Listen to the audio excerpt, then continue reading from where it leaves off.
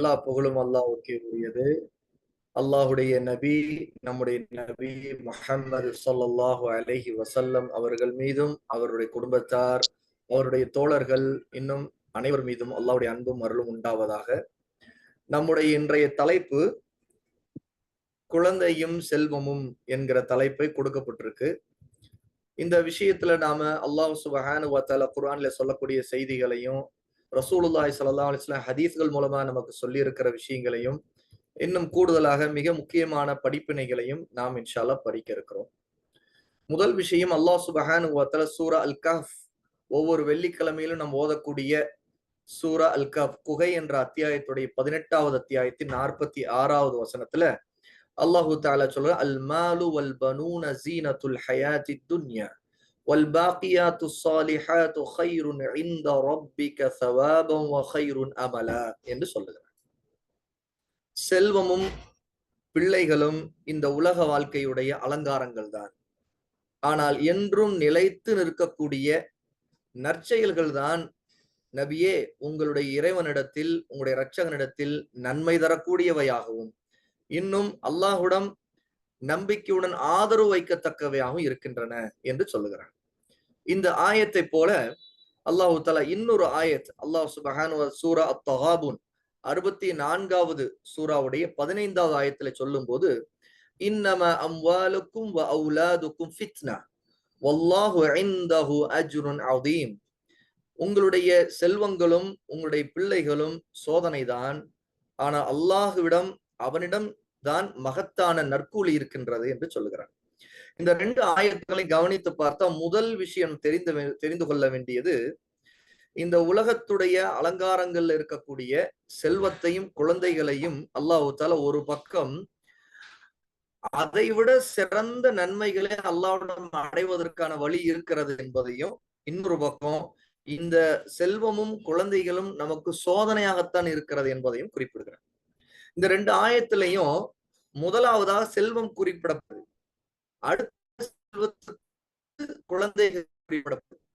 எதனால் அல்லாஹ் தஆலா செல்வத்தை குறிப்பிடுகிறான் முதலாவது என்றால், குழந்தைகளை விட இந்த உலகத்துல அதிகமான மக்கள் அதிகமா நேசிக்கக்கூடியது இந்த உலகத்துல எதுன்னு கேட்டா செல்வமா தான் இருக்கு. செல்வத்தை அதிகம் தேடக்கூடியவர்கள், சோதனைகள்ல முதல்ல அதிகமா சந்திக்கின்றவங்க, ஃபித்னாக்கு ஆளாகுவது குழந்தைகளை விட செல்வத்தினால்தான். செல்வத்தால் தான் அதிகமான பேர் பாவங்களை செய்யக்கூடியவர்களா இருக்கிறாங்க. ஏன்னா அந்த சோதனையில அவங்க தோல்வி அடைகிறாங்க. அப்ப செல்வம் முதலாவதாகவும், இரண்டாவது குழந்தைகள். இந்த ரெண்டுமே ஜீனத்துல் ஹயாத்து துன்யா, இந்த உலகத்துடைய வாழ்க்கையில் அலங்காரங்கள். அதாவது இந்த உலகத்தை அல்லாஹ் எப்படி அலங்கரிச்சிருக்கிறான், மனிதர்கள் இந்த உலகத்துல அதிகமா ஒரு அலங்காரமா ஈர்க்கப்படுவது எதுலன்னு கேட்டா முதல்ல செல்வத்திடம் ஈர்க்கப்படுறாங்க, அதற்கடுத்து குழந்தைகளிடம் ஈர்க்கப்படுவாங்க. ஆனால் வல் பாக்கியாத்து ஸாலிஹாத்து கைருன் இன்த ரப்பிக, இது எல்லாமே செல்வமும் குழந்தைகளும் ஜீனத்தாக அலங்காரங்களாக இந்த உலகத்தில் இருந்தால் கூட, நாளைக்கு மறுமையில ஒரு மனிதனுக்கு அல்லாஹ்விடம் சிறந்தது எதுன்னு கேட்டா அல் பாக்கியாத்து சாலிஹாத். அல் பாக்கியாத்து சாலிஹாத்னா நிரந்தரமா குறைவே இல்லாம தொடர்ந்து நன்மையை தந்து கொண்டே இருக்கக்கூடியவை, அதைத்தான் அல் பாக்கியாத்து சாலிஹாத்னு சொல்லப்படும். அல் பாக்கியாத்து சாலிஹாத்துக்கு 2 மிக முக்கியமான பொருள்கள் சொல்லப்பட்டிருக்கு. முதலாவது அதனுடைய நேரடியான பொருள் என்னன்னா, நிலையாக எப்போதும் இருக்கக்கூடிய சாலிஹான செயல்கள். அப்ப சாலிஹான செயல்கள், நற்செயல்கள் அப்படின்னு சொன்னா, அல்லாஹும் அல்லாஹ்வுடைய நபியும் எதையெல்லாம் மார்க்கத்தில் உள்ளதாக நமக்கு வழிகாட்டி நற்செயலாக ஆக்கி அதற்கு கூலி இருக்குன்னு சொல்லி இருக்கிறாங்களோ அது எல்லாமே அல் பாக்கியாத் சாலிஹாத்தில் அடங்கும். இரண்டாவது, இந்த ரொப்பிக்க, உன்னுடைய இறைவனிடம் அப்படின்னு அல்லாஹ் சொல்றான் இல்லையா, ஹைருன், இந்த ரொப்பிக்க உன் இறைவனிடம் சொல்லும் போது அல்லாஹ்விடம் நாளைக்கு மறுமையில சவாபன், சவாபுனா பலனளிக்க கூடியவை, ஹைருன் அமலா, இன்னும் நம்பிக்கையுடன் ஈமானுடன் ஆதரவு வைக்கக்கூடியவை அப்படின்னு சொல்லும் போது எது இதுல அடங்கும் அப்படிங்கும் போது, இந்த கேள்விய அல் பாக்கியாத்து சாலிஹாத்னா என்ன அப்படிங்கிற கேள்வி ரசூலுல்லாஹ்விடமே சஹாபா கேட்டிருக்கிறாங்க. இமாம் அபூதாவூத் பதிவு செய்திருக்கக்கூடிய ஹதீஸ்ல, திர்மிதியிலும் அபூதாவூதிலும் வந்திருக்கக்கூடிய ஹதீஸ்ல அல் பாக்கியாத்து சாலிஹாத் என்றால் என்ன என்று கேட்கப்படும் போது ரசூலுல்லாஹி ஸல்லல்லாஹு அலைஹி வஸல்லம் சொன்னதாக நமக்கு ஆதாரபூர்வமான 2 செய்திகள் கிடைச்சிருக்கு. ஒன்னு, லா இலாஹ இல்லல்லாஹ், சுப்ஹானல்லாஹ், அல்ஹம்துலில்லாஹ், அல்லாஹு அக்பர். இது அதாவது ஒருத்தர் செய்யக்கூடிய தஸ்பீஹ் சுப்ஹானல்லாஹ்வும், ஒருத்தர் அல்லாஹ்வை புகழ்கிற தஹ்மீத் அல்ஹம்துலில்லாஹ், ஒருத்தர் அல்லாஹ்வை புகழ்கிறாரை தக்பீர் அல்லாஹு அக்பர், இன்னும் லா இலாஹ இல்லல்லாஹ். இது அல்லாஹ்விடம் சிறந்த நிலையான அல் பாக்கியாத்து சாலிஹாத். இன்னொரு பக்கம் லா ஹவுல வலா குவத்த இல்லா பில்லாஹ், இதுவும் அல் பாக்கியாத்து சாலிஹாத் அப்படின்னு சொல்லப்பட்டிருக்கு. அப்போ அல் பாக்கியாத்து சாலிஹாத்துங்கிறதுல நன்மையான சிறந்த செயல்கள் தான் நிரந்தரமாகவும் அல்லாஹ்விடம் நாளைக்கு மறுமையில சொர்க்கத்திற்கும் நம்மை கொண்டு போய் சேர்க்கக்கூடிய சிறந்த கூலியாக அல்லாஹு தாலா இதை சொல்றான். அப்போ 2 விஷயங்களை நம்ம கவனத்துல கொள்ளணும். ஒண்ணு, இந்த உலகத்துல நம்ம ஈர்க்கக்கூடிய ஜீனத், அதுதான் அல் மால் அல் பனூன். அல் மால் என்று சொன்னால் செல்வம், அல் பனூன் சொன்னா நேரடியா ஆண் குழந்தைகளை குறித்தாலும் பொதுவாக பிள்ளைகளை அது குறிக்கும். அந்த வார்த்தை அல் பனூன்னா பிள்ளைகள். இப்போ இந்த 2மே இந்த உலகத்திற்கு மக்களால் அதிகம் ஈர்க்கப்படக்கூடியதா இருக்கலாம். ஆனாலும் நிரந்தரமானவை இது இல்ல. எது? செல்வம் நிரந்தரமானதா? இல்ல. அதே மாதிரி பிள்ளைகள் நிரந்தரமானவர்களா? இல்ல. இது வேணும்னா இந்த உலகத்துல அலங்காரங்களாக நமக்கு முன்னாடி இருந்து கொண்டிருக்கலாம். ஆனா நிரந்தரமானவை இல்லை. அதை நாம முதல்ல ஞாபகத்துல வைத்துக் கொள்ளணும். ஆனால் நிரந்தரமானது எது அப்படிங்கும் போது அல் பாக்கியாத்து சாலிஹாத், என்றும் நிரந்தரமான நிலைத்திருக்கக்கூடிய நன்மைகளை தொடர்ந்து தந்து கொண்டே இருக்கக்கூடிய எதுன்னு கேட்டா, ஒருத்தர் இந்த உலகத்துல என்ன நல்ல அமல்களை செய்தாரோ அதுதான் நிரந்தரமானது. ஏன்னா நம்ம எல்லாருக்குமே தெரியும், ஒரு மனிதன் இறந்து விட்டால் அவருடைய எல்லா அமல்களும் நின்று விடுகின்றன, துண்டிக்கப்பட்டு விடுகின்றன. ஆனால் 3ஐ தவிர, இந்த 3ஐ தவிர ரசூல் ஸல்லல்லாஹு அலைஹி சொல்லும் போது முதலாவது சதக்கா ஜாரியாவை சொல்றாங்க. அதாவது சதக்கா ஜாரியா என்றால் ஒருத்தர் இந்த உலகத்துல செய்த தர்மங்கள் அது நிலையாக நன்மை அளித்து கொண்டே இருக்கக்கூடிய தர்மங்களாக இருக்கிறது, சதக்கத்துல் ஜாரியா. 2வது விஷயம், ஒருத்தர் பயனுள்ள கல்வியை கொடுக்கிறது. இந்த உலகத்துல ஒருத்தர் ஒருவருக்கு கல்வியை கொடுக்கிறார், மார்க்க அறிவை கொடுக்கிறார், அது அவருக்கு பயனளித்து கொண்டே இருக்கு. இந்த உலகத்துல பயனளிக்குது, இதன் மூலமா மறுமையிலும் அவருக்கு பயனளிக்கக்கூடியதா இருந்தாதான் அந்த கல்வி நிலையான பயனுள்ள கல்வி. மறுமையிலே பயனளிக்காத கல்வியா இருந்தா அந்த கல்வி உண்மையிலே நிலையானதும் இல்ல, பயனுள்ளதும் இல்லை. ஏன்னு கேட்டா இந்த உலகத்துக்கு மட்டும் பயனளித்துட்டு மறுமையில எந்த பயனும் அளிக்காத தீங்கு கொண்டு போய் சேர்க்கக்கூடிய கல்வி நல்ல கல்வி இல்லை. ஒரு மனிதனை கெடுக்கக்கூடிய, வழி கெடுக்கக்கூடிய, பாவங்களை கொண்டு போய் தள்ளக்கூடிய கல்வியா இருக்கும். அப்போ பயனுள்ள கல்வியை ரசூலுல்லாஹ் 2வதா குறிப்பிடுறாங்க. 3வது, அந்த மனிதன் இறந்த பிறகு அவருக்காக பிரார்த்தனை செய்யக்கூடிய குழந்தை. அதுல அந்த குழந்தையுடைய துஆ தொடர்ந்து அவர் இறந்த பிறகு கூட அவருக்கு பயனளிக்கக்கூடியதா இருக்கு. ஏனென்றால் அவருடைய பாவங்களை அல்லாஹ் தஆலா இந்த குழந்தையுடைய துஆக்களுக்காக மன்னிப்பான். அதே மாதிரி இந்த குழந்தையுடைய பிரார்த்தனை தன்னுடைய தாய்க்காக அவர்கள் சார்பாக சில தர்மங்களை செய்யக்கூடியவங்களாக, அவங்களுக்காக சில நற்காரியங்களில் ஈடுபடக்கூடியவங்களாக இருக்கலாம். ஏன் அவங்களுக்கு கடமையான நோன்புகள் இருந்து அதை அவங்க விட்ட நிலையில இறந்திருந்தா அவர்களுக்கு சார்பாக நோன்பு நோக்கக்கூடியவங்களாக இருக்கலாம். இந்த மாதிரி பல விதத்தில் பயனளிக்கக்கூடியவங்களாக இருப்பாங்க. அப்போ நிரந்தரமாக மரணத்திற்கு பிறகும் நிலையாக நன்மை தரக்கூடியதுன்னு பார்க்கும்போது, ஒரு அல் பாக்கியாத்து சாலிஹாத்துல முதலாவது ஒரு மனிதருடைய சதக்கா ஜாரியாவும், அடுத்தது பயனுள்ள கல்வியும், அதற்கடுத்தது அவர் இந்த உலகத்தில் விட்டு செல்லக்கூடிய நல்ல சாலிகாக வளர்த்த குழந்தை, அந்த குழந்தையுடைய துவாவும் நாளைக்கு அவருக்கு பயனளிக்கக்கூடியதாக இருக்கும். இங்க கவனிக்க வேண்டியது என்னன்னு கேட்டா, இறந்த பிறகு அவருடைய செல்வத்துல எந்த செல்வத்தை அவர் நிரந்தர தர்மமாக தனக்கு நன்மை கிடைக்கக்கூடியதாக செலவழித்தாரோ அந்த செல்வம் பயனளிக்கும். அவருடைய பிள்ளைகள்ல எந்த பிள்ளைகளை அவர் சாலிகானவர்களாக வளர்த்தாரோ அந்த பிள்ளைகள் பயனளிப்பார்கள். இப்ப இந்த ஆயத்தை கவனிங்க, சூரா கஹ்ஃபுடைய ஆயத்தை, அல் மாலு வல் பனூன ஸீனத்துல் ஹயாத்தி துன்யா. உண்மையிலேயே செல்வமும் பிள்ளைகளும் உண்மையிலே இந்த உலகத்துடைய அலங்காரங்கள்னா, அந்த அலங்காரம் எப்படி இருக்கணும்னா நம்ம ஹதீஸின் அடிப்படையில் புரிஞ்சுக்கணும். இந்த அலங்காரம்ங்கிறது நம்மை மயக்கி நம்மை வழிகெடுக்கக்கூடியதா இருக்கக்கூடாது. உண்மையில அந்த செல்வங்கள் மூலமா தான தர்மங்கள் செய்து மரணத்திற்கு பிறகு நன்மை அளிக்கக்கூடியதா இருக்கணும். அந்த செல்வங்கள் மூலமாக நம்ம பயனுள்ள கல்வியை கொடுத்ததன் மூலமாக நன்மை அளிக்கணும். அந்த செல்வங்களை கொண்டு நாம் சாலிகான பிள்ளைகளை வளர்த்திருந்தா அந்த பிள்ளைகளுடைய துவாக்கள் மூலமாக அவங்களுடைய சாலிகான நல்ல அமல்கள், அதாவது தர்மங்கள் மூலமாக நமக்கு பயனளிக்கணும். அதுதான் நிரந்தரமான தர்மம், நிரந்தரமான கூலியை தரக்கூடிய ஹைர், அல்லாஹ்விடம் நமக்கு நன்மை அளிக்கக்கூடியதா இருக்கும். இதைத்தான் ரசூல் ஸல்லல்லாஹு அலைஹி வஸல்லம் நமக்கு இந்த விஷயங்களை புரிய வைக்கிறார். அடுத்து இன்னொரு ஆயத்தை நான் சொன்னேன், இன்னம அம்வாலுக்கும் வ அவுலாதுக்கும் ஃபித்னா.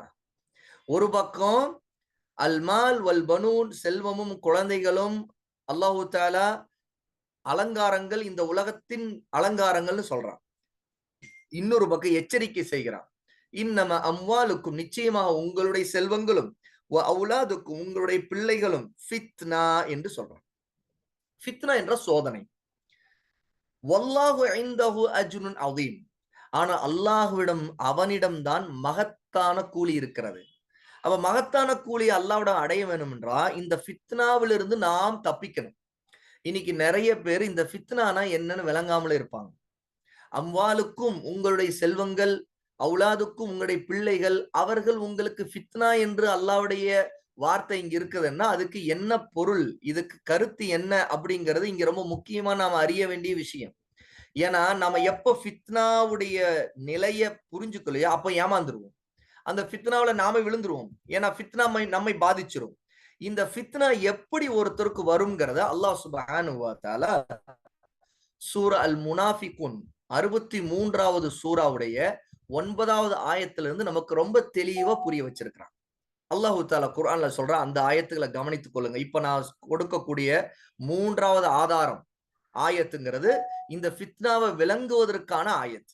பாருங்க, அல்லாஹ் தஆலா சொல்றான் 9வது ஆயத்துல சூரா முனாஃபிகூன்ல, யா அய்யுஹல்லதீன ஆமனூ, அல்லாஹ்வை ஈமான் கொண்ட மக்களே, லா துல்ஹிக்கும் அம்வாலுக்கும் வலா அவுலாதுக்கும் அன் திக்ரில்லாஹ்.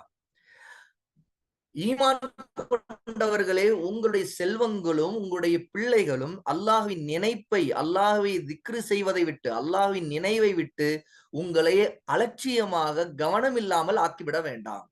உங்களை திசை திருப்பி விட வேண்டாம். லா துல்ஹிக்கும் அப்படின்னு சொன்னா திசை திருப்ப வேண்டாம், உங்களுக்கு அலட்சியத்தை ஏற்படுத்திட வேண்டாம், அல்ல கவனம் இல்லாத நிலையில மறதியை ஏற்படுத்தி விட வேண்டாம் அப்படின்னு அர்த்தம். அப்போ எது இப்படி திசை திருப்போம் அப்படின்னா, அம்வாலுக்கும், முதல்ல இங்கேயும் கவனிங்க, இந்த 3வது ஆதாரத்தின் ஆயத்துல செல்வத்தை அல்லாஹ் முதல்ல சொல்றான். இங்கேயும் செல்வம் தான். அடுத்து வல அவுலாதுக்கும், உங்களுடைய பிள்ளைகள் அப்படின்னு சொல்றான்.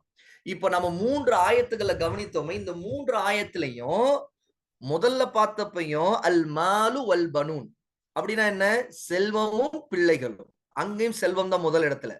2வது ஆயத்துல நம்ம என்ன பார்த்தோம், அல்லாஹ் சுப்ஹானஹு வ தஆலா அங்கேயும் அம்வாலுக்கும் அவுலாதுக்கும், உங்களுடைய செல்வங்களும் உங்களுடைய பிள்ளைகளும் என்றுதான் சொல்லியிருக்கிறான். இந்த ஆயத்திலும் சூரா முனாஃபிகூன் ஆயத்திலும் லா துல்ஹிக்கும் அம்வாலுக்கும் வலா அவுலாதுக்கும், இங்கேயும் உங்களுடைய செல்வங்களும் உங்களுடைய பிள்ளைகளும் சொல்றான். அப்ப செல்வம் முதல் இடத்துல இருக்குது. சரி, இங்க ஃபித்னா எப்படி வருதுன்னு கேட்டா, லா துல்ஹிக்கும், உங்களை திசை திருப்பி விட வேண்டாம். அதாவது எதை விட்டு, அன் திக்ரில்லாஹ், அல்லாஹுவை நினைந்து அல்லாஹுவுக்கு பிடித்த மாதிரி, அல்லாஹ் கட்டளையிட்ட மாதிரி வாழ்கிற வாழ்க்கையை விட்டு, அல்லாஹ்வுடைய திக்ராக இருக்கிற குர்ஆனை விட்டு, அல்லாஹ்வின் திக்ரை நினைவூட்டி அதை வாழ்க்கையாக மாற்றி காட்டி நபியின் சுன்னாவை விட்டு, இது எல்லாம் உங்களை திசை திருப்பி உங்களை கவனம் இல்லாமல் ஆக்கிவிட வேண்டாம். وَمَن يَفْعَلْ ذَلِكَ فَأُولَئِكَ هُمُ الْخَاسِرُونَ. யார் ஒருத்தர் இப்படி செய்து விடுகிறாரோ, அதாவது திசை திருப்பப்பட்டு கவனம் இல்லாமல் அலட்சியத்திலே விழுந்து விட்டாரோ, அவருடைய நிலை என்ன தெரியுமா, அவர்கள்தான் நஷ்டமடைந்தவர்கள். ஃபஉலாயிக ஹுமுல் ஹாசிரூன், அவர்கள்தான் நஷ்டத்திலே விழுந்து விட்டார்கள் என்று அல்லாஹ் சொல்றான். இதுக்கு அடுத்து எச்சரிக்கையும் அல்லாஹ் செய்றான். அல்லாஹ் இதை சொல், வஅன்ஃபிகு மிம்மா ரஸக்னாகும் மின் கப்லி ஐ யஅதிய அஹதகுமுல் மௌத். அடுத்து எச்சரிக்கை என்னன்னு கேட்டா, உங்களில் ஒருத்தருக்கு மரணம் வருவதற்கு முன்பே நாம் உங்களுக்கு அளித்த பொருளாதாரத்திலிருந்து, செல்வத்திலிருந்து, ரிசுக்கிலிருந்து தர்மங்களை செய்து விடுங்கள். அப்படி நீங்க செய்யாமல் இருந்து அவ்வாறு நீங்கள் மரணிக்கின்ற நேரம் வரும்போது, ஃபயகூலு ரப்பி லௌலா அஹ்ஹர்தனி இலா அஜலின் கரீப், ஒரு மனிதன் மரணம் வந்து விட்டது, மரணம் வருவதற்கு முன்னாடியே அவர் அல்லாஹ் அவருக்கு கொடுத்ததுல இருந்து அவர் செலவு செய்து ரிசுக்கிலிருந்து நல்வழியில அல்லாஹ்வுக்கு பிடித்தமான பாதையில அதை செலவழித்திருக்க வேண்டும்.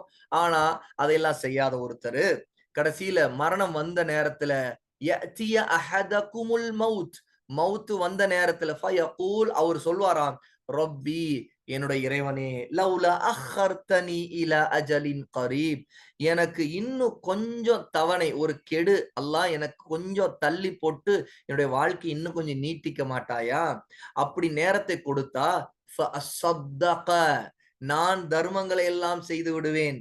வஅகும் மினஸ் சாலிஹீன், நான் சாலிகான நல்ல மனிதர்களில் ஆகிவிடுவேனே என்று கூறுவாராம்.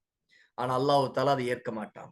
அல்லாஹ் சொல்றான், வல யுஅக்கிரல்லாஹு நஃப்ஸன் இதா ஜாஅ அஜலுஹா வல்லாஹு கபீரும் பிமா தஅமலூன். ஆனால் ஒரு காலம் அல்லாஹ் எந்த ஆத்மாவுக்கு அதனுடைய தவணை, அதனுடைய கெடு வந்துவிட்டால் பிற்படுத்தவே மாட்டான். நீங்கள் செய்து வந்தவற்றை எல்லாம் அல்லாஹ் நன்கு அறிந்தவனாக இருக்கின்றான் என்று அல்லாஹ் சொல்றான். இதுல 9ஆம் ஆயத்திலிருந்து 11ஆவது ஆயத்து வரைக்கும் இந்த ஆயத்தை கவனித்து பார்த்தா ஒட்டுமொத்த வாழ்க்கைக்கும் ஃபித்னா எப்படி வருங்கிறத புரிஞ்சுக்கலாம். என்கிட்ட முதல்ல நான் படிச்ச ஆயத்துக்கள்ல செல்வமும் பிள்ளைகளும் ஃபித்னா நல்லா சொன்னானே, அந்த ஃபித்னா எப்படி வந்திருக்கும் அப்படின்னா, முதலாவது அந்த ஃபித்னா நாம் அல்லாஹ்வை நினைக்கிறதை விட்டு அவனுக்கு செய்ய வேண்டிய கடமைகளை விட்டு நம்மை திசை திருப்பக்கூடியதா இருக்கும். இப்போ ஒருத்தர் தன்னுடைய செல்வத்திற்காக, வியாபாரத்திற்காக கடமையான தொழுகை விடுவது, ஹராமான முறையில வியாபாரம் செய்வது, செல்வம் அவரை திசை திருப்பி அந்த லாபத்துக்காக எதையும் செய்ய துணியறது, அல்ல பிள்ளைகளுக்காக அல்ல குடும்பத்துக்காகங்கிற பேர்ல ஒருத்தர் மார்க்கத்துக்கு முரணான காரியங்களை செய்யறது, ஒரு கணவர் தன் மனைவிக்காக மார்க்கத்துக்கு முரணா நடக்கிறது, அல்ல ஒரு மனைவி தன் கணவருக்காக மார்க்கத்துக்கு முரணா நடக்கிறது, அல்ல கணவன் மனைவி 2 பேரும் தங்களுடைய பிள்ளைகளுக்காக மார்க்கத்துக்கு முரணா, அது அல்லாஹ்வுடைய கட்டளைக்கு மாறு செய்யறதும் நபியின் கட்டளைக்கு மாறு செய்யறதும் இதெல்லாம் நடக்குதுன்னாவே அதான் ஃபித்னா. இந்த ஃபித்னா, இந்த சோதனையில ஒருத்தர் அவருடைய செல்வமும் அவருடைய குழந்தைகளும் அவரை திசை திருப்பி விட்டா, கடைசியில மௌத்து வந்த நேரத்துல அல்லாஹ்வே எனக்கு இப்ப அனுமதி கொடு, நான் தர்மங்கள் செய்கிறேன், இப்ப அனுமதி கொடு, நான் சாலிகான ஆளா ஆயிடுறேன், நல்ல சாலிகான மக்கள்ல உள்ளவர் ஆயிடுறேன் அப்படின்னு சொன்னா, அந்த ஃபித்னா எப்படிப்பட்டதுன்னா, மரணம் வந்த பிறகு அந்த ஃபித்னாவில இருந்து தப்பிக்க முடியாது. ஒருத்தர் உண்மையிலே தப்பிக்கணும்னா எப்ப தப்பிக்கணும்? உயிரோடு இருக்கும்போது அல்லாஹ் தஆலா தவணை கொடுத்திருந்து காலம் கொடுத்திருக்கிறானே, அந்த காலத்திலேயே அந்த ஃபித்னாவுல இருந்து தப்பிக்க பார்க்கணும். அல்லாஹ், நான் இந்த ஃபித்னால மாட்ட விரும்பல. அல்லாஹ், எனக்கு நல்லா தெரியுது என் பிள்ளைகள் என்னை வழிகெடுக்க பார்க்கறாங்க, அல்லது என்னுடைய பணம், என்னுடைய ஆசை, என்னுடைய வியாபாரம் இது என்னை வழிகெடுக்க பார்க்குது, இந்த பாவத்தை செய்ய பார்க்குது, இந்த ஹராமின் பக்கம் போக பார்க்குது, என்னை தள்ள பார்க்குது, இந்த ஃபித்னா நான் தப்பித்துக் கொள்றேன், நான் இதன் பக்கம் நெருங்கல அப்படின்னு சொன்னா அவர் வெற்றி அடைஞ்சவர். ஆனா அவர் திசை திரும்பிட்டாரு அப்படின்னா, அப்ப அல்லாஹ்வின் நினைவு இல்ல அவருக்கு. அல்லாஹ்வுடைய அச்சம் இல்ல, தவக்குல் இல்ல, தக்வாவும் இல்ல. தவக்குல் இருந்தா அல்லாஹ்வின் மீது தவக்குல் வச்சவருக்கு அவருடைய செல்வம் அவரை மயக்க முடியாது. அவருடைய பிள்ளைகளை கொண்டு அவரை மயக்க முடியாது. அவர் அல்லாஹ்வுக்கு அஞ்சக்கூடியவராக இருப்பார் இல்லையா? ஆனா இந்த ஃபித்னாவுல சிக்கிய ஒருத்தரு அல்லாஹ்வின் பக்கம் திரும்பாத வரைக்கும் ஒரு காலம் தப்பிக்க முடியாது. கடைசியில மரணத்தின் போது அல்லாஹ்வின் பக்கம் திரும்பும்போது, அல்லாஹ், நான் திரும்ப எனக்கு இந்த உலகத்துல அனுமதி கொடு, இந்த உலகத்துல கொஞ்சம் காலம் கொடு, எனக்கு இன்னும் கொஞ்சம் தள்ளி போடு, எனக்கு இப்ப உயிர் எடுக்காத அப்படின்னு சொல்லிட்டு மலக்குல் மௌத்திட்ட ஒருத்தர் என்னை இப்ப விடுங்க, நான் நன்மையான காரியங்கள்லாம் செய்திருவேன், எனக்கு இன்னும் கொஞ்சம் வாழ விடுங்கன்னு சொன்னா அல்லாஹ் தஆலா அதை ஏற்றுக்கொள்வது இல்ல. அல்லாஹ் சொல்லுகிறான், வலை யுஅக்கிரல்லாஹு நஃப்ஸன் இதா ஜாஅ அஜலுஹா, ஒரு ஆத்மாவிற்கு அதனுடைய தவணை வந்துவிட்டால் அல்லாஹ் தள்ளி போடவே மாட்டான். வல்லாஹு கபீருன், மாறாக அல்லாஹ் நன்கு அறிந்தவனாக தெரிந்தவனாக, பிமா தஅமலூன், நீங்க என்னெல்லாம் செய்வீங்கன்னு அல்லாஹ்வுக்கு தெரியும். அப்போ வாழ்கிற வாழ்க்கை ஆயுள் கொடுக்கப்பட்ட நேரத்துல ஒருத்தர் அதற்கான எந்த முயற்சியும் செய்யாம இருந்துட்டு கடைசியில நேரத்துல எனக்கு தவணை கூடன்னு கேட்கறது எவ்வளவு பெரிய ஃபித்னா அது. அப்போ ஒரு மனுஷனுக்கு தெரியும், இது என்னுடைய வாழ்க்கையில மிகப்பெரிய ஃபித்னா இதுதான், நான் இவ்வளவு காலமா நேரத்தை வீணடிச்சிட்டேனே, இப்ப எனக்கு இன்னும் கொஞ்சம் நேரம் கிடைக்காதா நான் உயிரோடு வாழ்றதுக்கா அப்படின்னு அப்ப நினைச்சு அந்த நேரமே அவருக்கு பெரிய ஃபித்னா தான். ஏன்னா சக்கராத்துடைய நேரத்துல அது ஒரு மனிதனுக்கு மிகவும் ஃபித்னாவான காலம். ஒருத்தருடைய ஈமான் கூட தடுமாறுறதுக்கான ஒரு சோதனையான ஃபித்னாவின் காலம் தான் சக்கராத்துடைய காலம், மௌத்தின் காலம். அதனால தான் ரசூலுல்லாஹி ஸல்லல்லாஹு அலைஹி வஸல்லம் நமக்கு அத்தஹியாத்துடைய துஆ, அத்தஹியாத்து ஓதன பிறகு தொழுகையில ஸலவாத் ஓதன பிறகு கற்றுக் கொடுத்த துஆவை நீங்க நினைச்சு பாருங்க. அல்லாஹும்ம இன்னி அஊது பிக்க மின் அஸாபில் கப்ரி வ அஊது பிக்க மின் ஃபித்னத்தில் மஸீஹித் தஜ்ஜாலி வ அஊது பிக்க மின் ஃபித்னத்தில் மஹ்யா வல் மமாத். இந்த துஆ நம்மில் நிறைய பேருக்கு தெரியும்.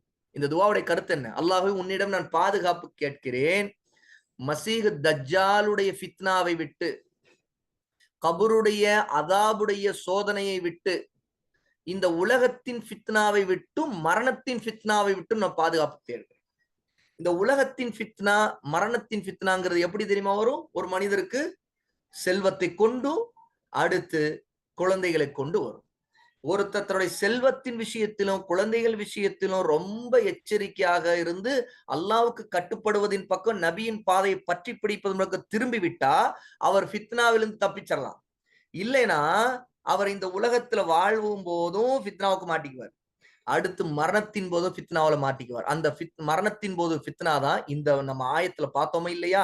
ஒருத்தர் மரணிக்கும் போது அல்லாஹ் எனக்கு நேரத்தை கொடு, கொஞ்சம் நான் இப்ப தர்மம் செய்யறேன், இப்ப நான் என்னது சாலிகான ஆளா ஆயிடுறேன்னு சொல்லிட்டு அந்த ஃபித்னால ஒருத்தர் மாற்றாரு பாருங்க, சோதனை.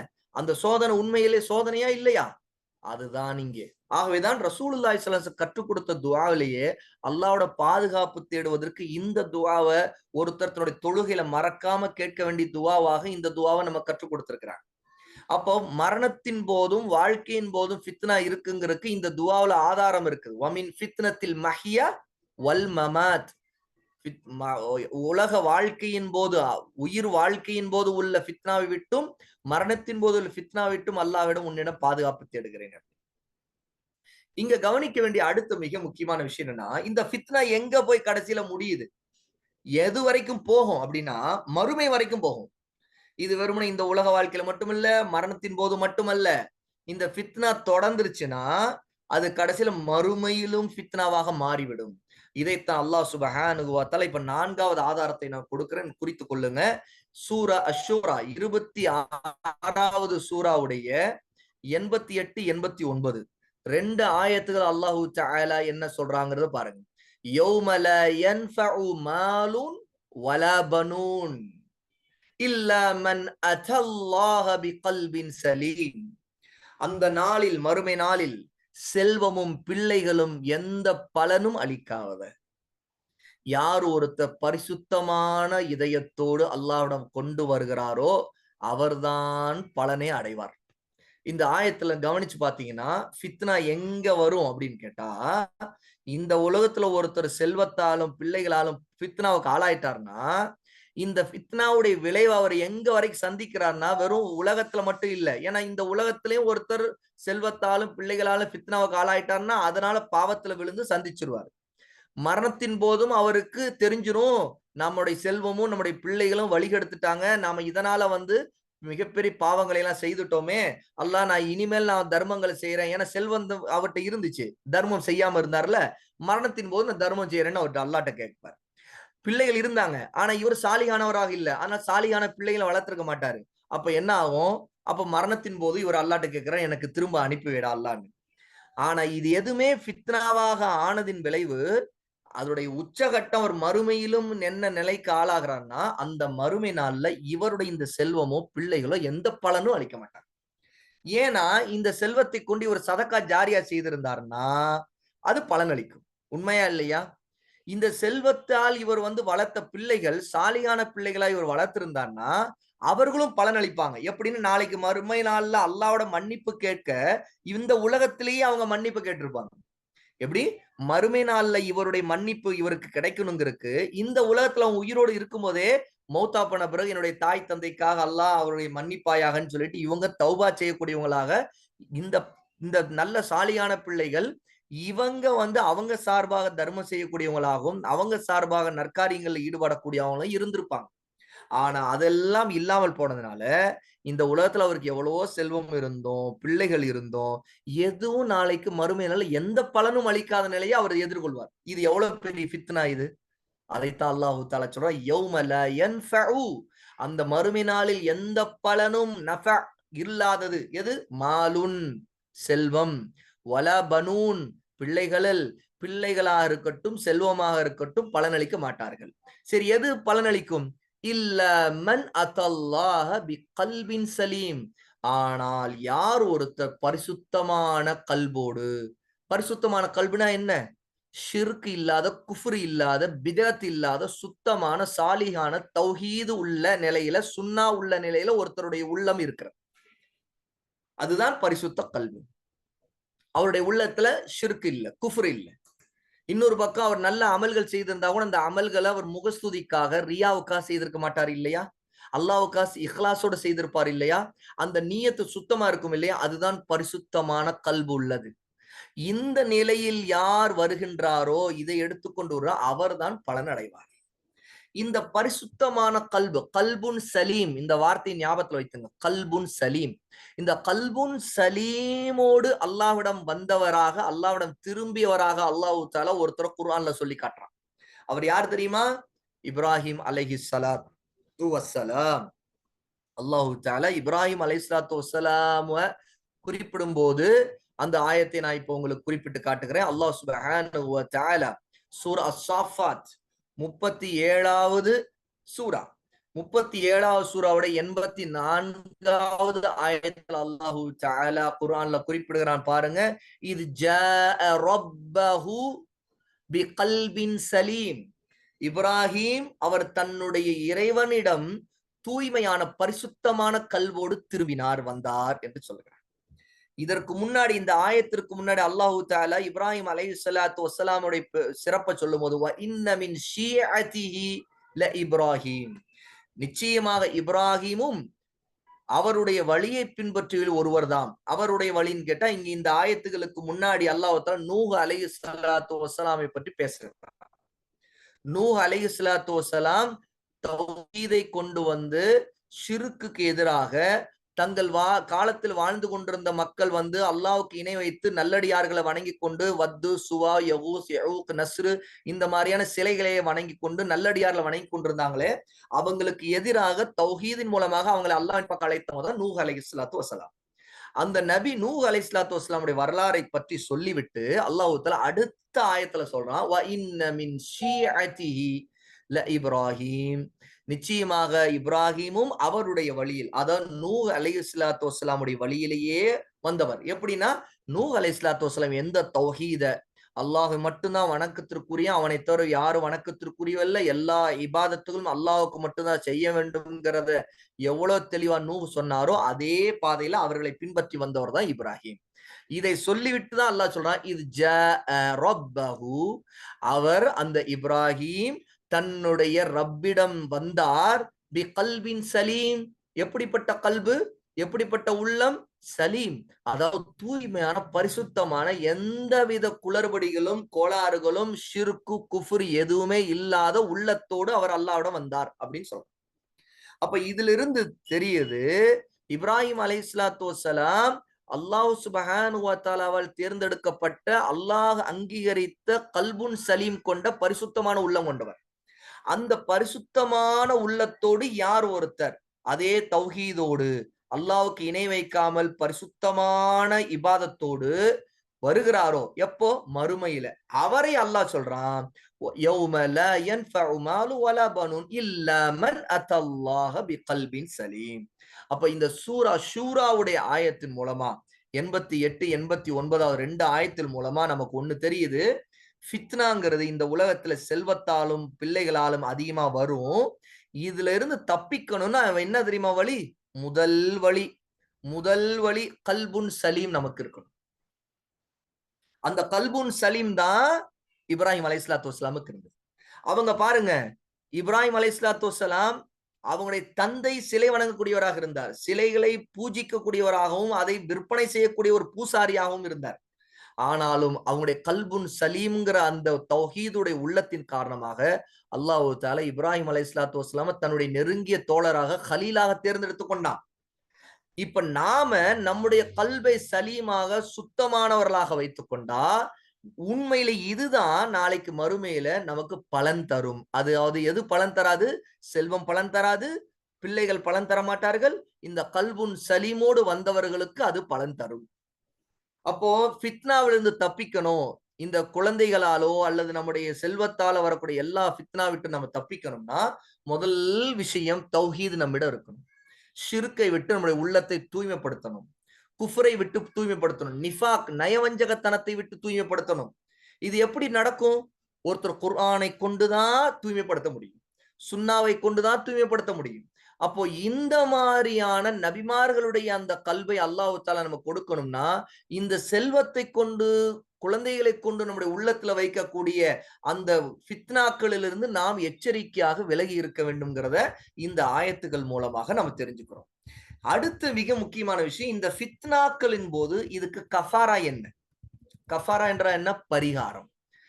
ஷேகுல் இஸ்லாம் இப்னு தைமியா ரஹிமஹுல்லாஹி தஆலா ஹுதைஃபா ரலியல்லாஹு அன்ஹு அறிவிக்கக்கூடிய, உமர் ரலியல்லாஹு அன்ஹு அவர்களும் அறிவிக்கக்கூடிய ஒரு ஹதீஸ இமாம் புகாரி ரஹிமஹுல்லா பதிவு செய்திருக்கிறாங்க. அதை மேற்கோள் காட்டி ஃபித்னாவிலிருந்து தப்பிக்கிறதுக்கான வழியை குறிப்பிடுறாங்க இமாம் இப்னு தைமியா. அல்லாஹ்வுடைய நபி ஸல்லல்லாஹு அலைஹி வஸல்லம் சொல்றாங்க, ஃபித்னத்துர் ரஜுலி ஃபி அஹ்லிஹி வ மாலிஹி வ வலதிஹி வ ஜாரிஹி துகஃபிருஹா அஸ்ஸலாத்து வஸ்ஸௌமு வஸ்ஸதகத்து வல் அம்ரு வன்னஹியு. சுப்ஹானல்லாஹ். இந்த ஹதீஸ் ஒண்ணு போதும் இன்னைக்கு நம்ம படிச்சது நல்ல ஞாபகத்துல வைக்கிறது. எல்லாம் மறந்துட்டா இதை மறந்துடாதீங்க. அவ்வளவு முக்கியமான ஹதீஸ் இது. ஏன்னா ரசூலுல்லாஹ் மொத்தமா எல்லா விதமான ஃபித்னாக்களுக்கு தீர்வை சொல்லி கொடுக்குறாங்க. என்ன தீர்வு பாருங்க. முதல்ல ஃபித்னத்துர் ரஜுலி, ஒரு மனிதனுக்கு ஏற்படக்கூடிய ஃபித்னாக்கள், சோதனைகள், நெருக்கடிகள், கஷ்டங்கள், குழப்பங்கள், இந்த அத்தனைக்கும் எது எதுல எல்லாம் வரலாம்? ஃபி அஹ்லிஹி, அவருடைய குடும்பத்திலே வரக்கூடிய சோதனை. அந்த குடும்பம்னா என்ன? ஒரு மனைவி, ஒருவர், ஒரு ஆண் அல்லது பெண். இது ஆணா இருந்தா மனைவியை சொல்லுவோம், பெண்ணுக்கா இருந்தா கணவரை சொல்லுவோம். ஃபித்னத்துர் ரஜுலி ஃபி அஹ்லிஹினா, ஒரு மனிதனுடைய குடும்பத்தில் அவருக்கு வரக்கூடிய ஃபித்னாவில் அர்த்தம். அப்ப குடும்பத்தில்னா ஒரு ஆணுக்கு குடும்பம் வந்தா முதல்ல மனைவி தான், அதே மாதிரி ஒரு பெண்ணுக்கு குடும்பம் வந்தா கணவர் தான். அப்ப இந்த கணவர் விஷயத்திலோ அல்லது மனைவி விஷயத்திலோ ஒருவருக்கு ஃபித்னா வருகிறது என்றால், அடுத்தது வ மாலிஹி, அடுத்த ரசூல்லா எந்த ஃபித்னாவை குறிப்பிடுறாங்கன்னா, குடும்பத்தால் வந்த கணவன் மனைவிங்கிற அந்த உறவுல இருக்கிற ஃபித்னாவுக்கு அடுத்து வ மாலிஹி, அவருடைய செல்வத்தால் வரக்கூடிய ஃபித்னாவை குறிப்பிடுறாங்க. இங்கேயும் பாருங்க, ரசூல்லா செல்வத்தை சொல்லிட்டாங்க அடுத்து. சரியா? அப்ப செல்வத்தால ஒருத்தருக்கு சோதனை, குழப்பங்கள், கஷ்டங்கள், நெருக்கடிகள் வருது. சரியா? இதை நம்ம யாரும் மறுக்க மாட்டோம். சரி, இந்த ஃபித்னாவும் வந்து விட்டால் ரெண்டாயிருச்சா? மூணாவது வலதிஹி, அவருடைய பிள்ளைகளால் வரக்கூடிய ஃபித்னா. இந்த ஹதீஸ்லயும் பாத்தீங்கன்னா எப்படி அல்லாஹ் தஆலா குர்ஆன்ல ஆயத்துக்கள், நம்ம இதுக்கு முன்னாடி பார்த்த ஆயத்துக்கள் எல்லாம் முதல்ல செல்வத்தையும் அடுத்து பிள்ளைகளையும் சொல்லியிருக்காங்க. அதே மாதிரிதான் ரசூலுல்லாஹ் இங்க ஃபி அஹ்லிஹிக்கு அடுத்து வ மாலிஹி முதலாவதாகவும் வ வலதிஹி இரண்டாவதாகவும் சொல்றாங்க. அப்படின்னா என்ன? மாலை முதலாவது, செல்வத்தை முதலாவதாகவும் குழந்தைகளை அடுத்தும் சொல்றாங்க. அப்போ ஒருவருக்கு வரக்கூடிய ஃபித்னாக்கள்ல வ வலதிஹி, அவருடைய செல்வத்திற்கு அடுத்து பிள்ளைகளால் வரக்கூடிய ஃபித்னாவும் வந்து விட்டால் என்ன செய்ய? சரி, இது 3 ஃபித்னாவா ஆயிருச்சா? நாலாவது ஒரு ஃபித்னாவை ரசூலுல்லாஹ் குறிப்பிடுறாங்க, வ ஜாரிஹி, அவருடைய பக்கத்து வீட்டுக்காரர்கள், அண்டை வீட்டார்கள் மூலமாக வரக்கூடிய ஃபித்னா. சோதனை, குழப்பங்கள், நெருக்கடிகள், தொல்லைகள் எத்தனையோ இருக்குது இல்லையா? இந்த 4 விதமான ஃபித்னாவுக்கு ரசூலுல்லாஹி ஸல்லல்லாஹு அலைஹி வஸல்லம் இப்ப அடுத்து என்ன தீர்வு சொல்றாங்க பாருங்க. என்னென்ன ஃபித்னா பார்த்தோம் இந்த ஹதீஸ் எல்லாம் ஞாபகத்துல வைங்க. ஃபித்னத்துர் ரஜுலி ஃபி அஹ்லிஹி வ மாலிஹி வ வலதிஹி வ ஜாரிஹி, ஒரு மனிதருக்கு வரக்கூடிய அவருடைய குடும்பத்திலோ, அவருடைய செல்வத்திலோ, அவருடைய பிள்ளைகளிலோ, அவருடைய அண்டை வீட்டாரின் மூலமாகவோ வரக்கூடிய ஃபித்னாக்கள், சோதனைகளின் போது துகஃபிருஹா, அதிலிருந்து ஒருவருக்கு கிடைக்கின்ற பரிகாரம் எது? அந்த இதுல இருந்து தப்பிக்கிறதுக்கு விடுதலை. இந்த பரிகாரம் என்பது, இந்த ஃபித்னாவுக்கான இல்ல பரிகாரம் என்னவென்றா, அஸ்ஸலாத்து, முதலாவது ரசூலுல்லாஹ் என்ன குறிப்பிடுறாங்க? தொழுகை அதற்கான முதல் பரிகாரம். இரண்டாவது வஸ்ஸௌமு, நோன்பு இரண்டாவது பரிகாரம். மூன்றாவது வஸ்ஸதகத்து, தர்மங்கள் அடுத்த பரிகாரம்.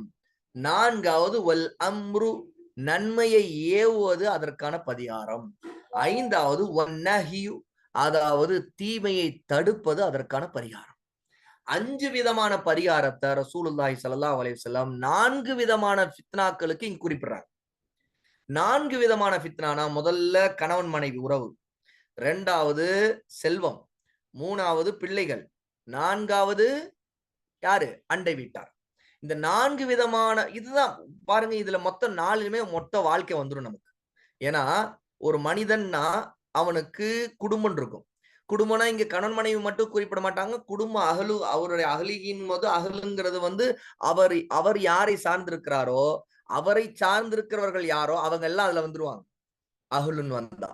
அப்போ சார்ந்திருக்கிறவன்னா கணவன் மனைவி, கணவனுக்கு மனைவி, மனைவி கணவன். அதே தாய் தந்தையும் வந்துருவாங்க. இப்போ ஒருத்தருடைய வாழ்க்கைனா முதல்ல தாய் தந்தையிட இருந்து தான் ஆரம்பிக்குது. உண்மையா இல்லையா? அதுக்கடுத்து அவர் கல்யாணம் ஆச்சு அப்படின்னு கேட்டா, ஆணுக்கு மனைவிக்கு இருப்பாங்க. பெண்ணுக்கு கணவர் இருப்பாங்க. அதான் அஹ்லுன். அடுத்தது சரி இவங்களோட அவர் வாழ்றாருன்னா, பணம் வேணுமே. வாழ்றது சம்பாதிக்கணுமா இல்லையா? அப்பதானே அவர் வந்து தன்னுடைய தாய், தந்தை, தன்னுடைய மனைவி இவங்களை எல்லாம் காப்பாத்த முடியும். ஏன் தனக்கும் தேவை இருக்கும் இல்லையா? அப்போ அவருடைய செல்வம்.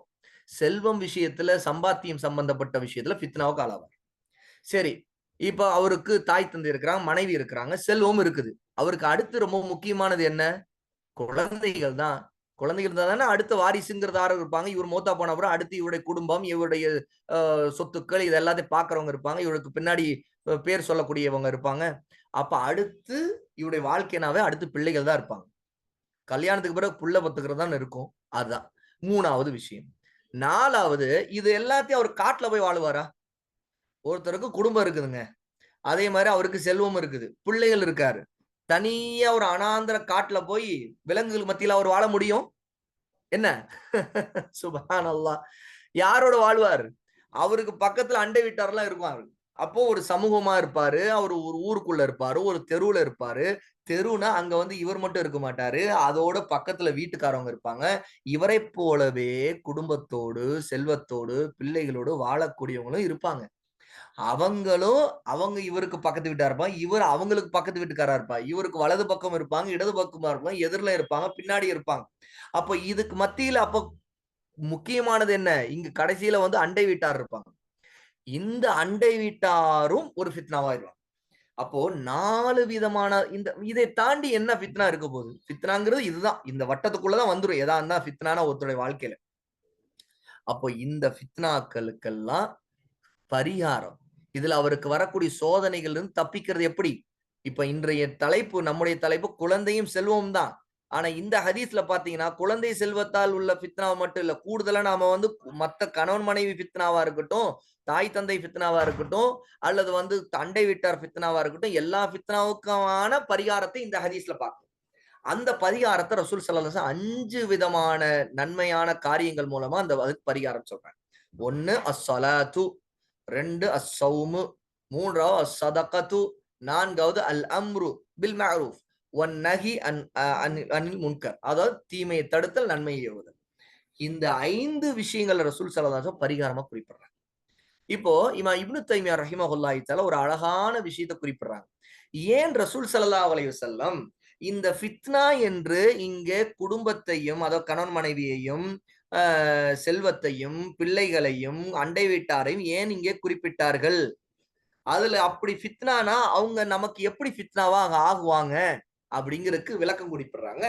அப்போ இப்னு தைமியா குறிப்பிடுறாங்க. எப்படி என்றால், இவர்களெல்லாம் அல்லாஹ்வின் பாதையை விட்டு தடுத்து, நம்மை அல்லாஹ்வுக்கு மாறு செய்யக்கூடிய பெரும் பாவங்களிலே தள்ளி விடுவார்கள். அதான் ஃபித்னா. அதாவது அவருடைய சொந்த குடும்பமே அவரை பெரும்பாவங்களின் பக்கம் தள்ளக்கூடியவங்களா இருப்பாங்க. அவருடைய செல்வம் அதன் காரணமா அவர் பெரும்பாவத்துல போய் விழக்கூடியவரா இருப்பாரு. அவருடைய பிள்ளைகள் காரணமா இவர் பெரும்பாவத்துல செய்யக்கூடியவரா இருப்பாரு. அவருடைய அண்டை வீட்டார் காரணமா இவரும் பக்கத்து வீட்டுக்காரன் எப்படியோ அதே மாதிரி இவனும் ஆகி கடைசியில வந்து அவன் நாசமா போனவனா இருந்தா இவனும் நாசமா போவான். அப்போ இந்த மாதிரி ஃபித்னாக்களுக்கு ஆளாகுவான். இதுல ரொம்ப அற்புதமான ஒரு விஷயம்னா ரசூல் ஸல்லல்லாஹு அலைஹி வஸல்லம் அண்டை வீட்டார குறிப்பிட்டதுல இருந்து ஒண்ணு தெரியணும். நாம ஒரு மொஹல்லாவா இருக்கிறதுலயே எவ்வளவு நன்மை இருக்குது. அதாவது முஸ்லிம்கள் சேர்ந்து ஒரு மொஹல்லாவா இருக்கிறது.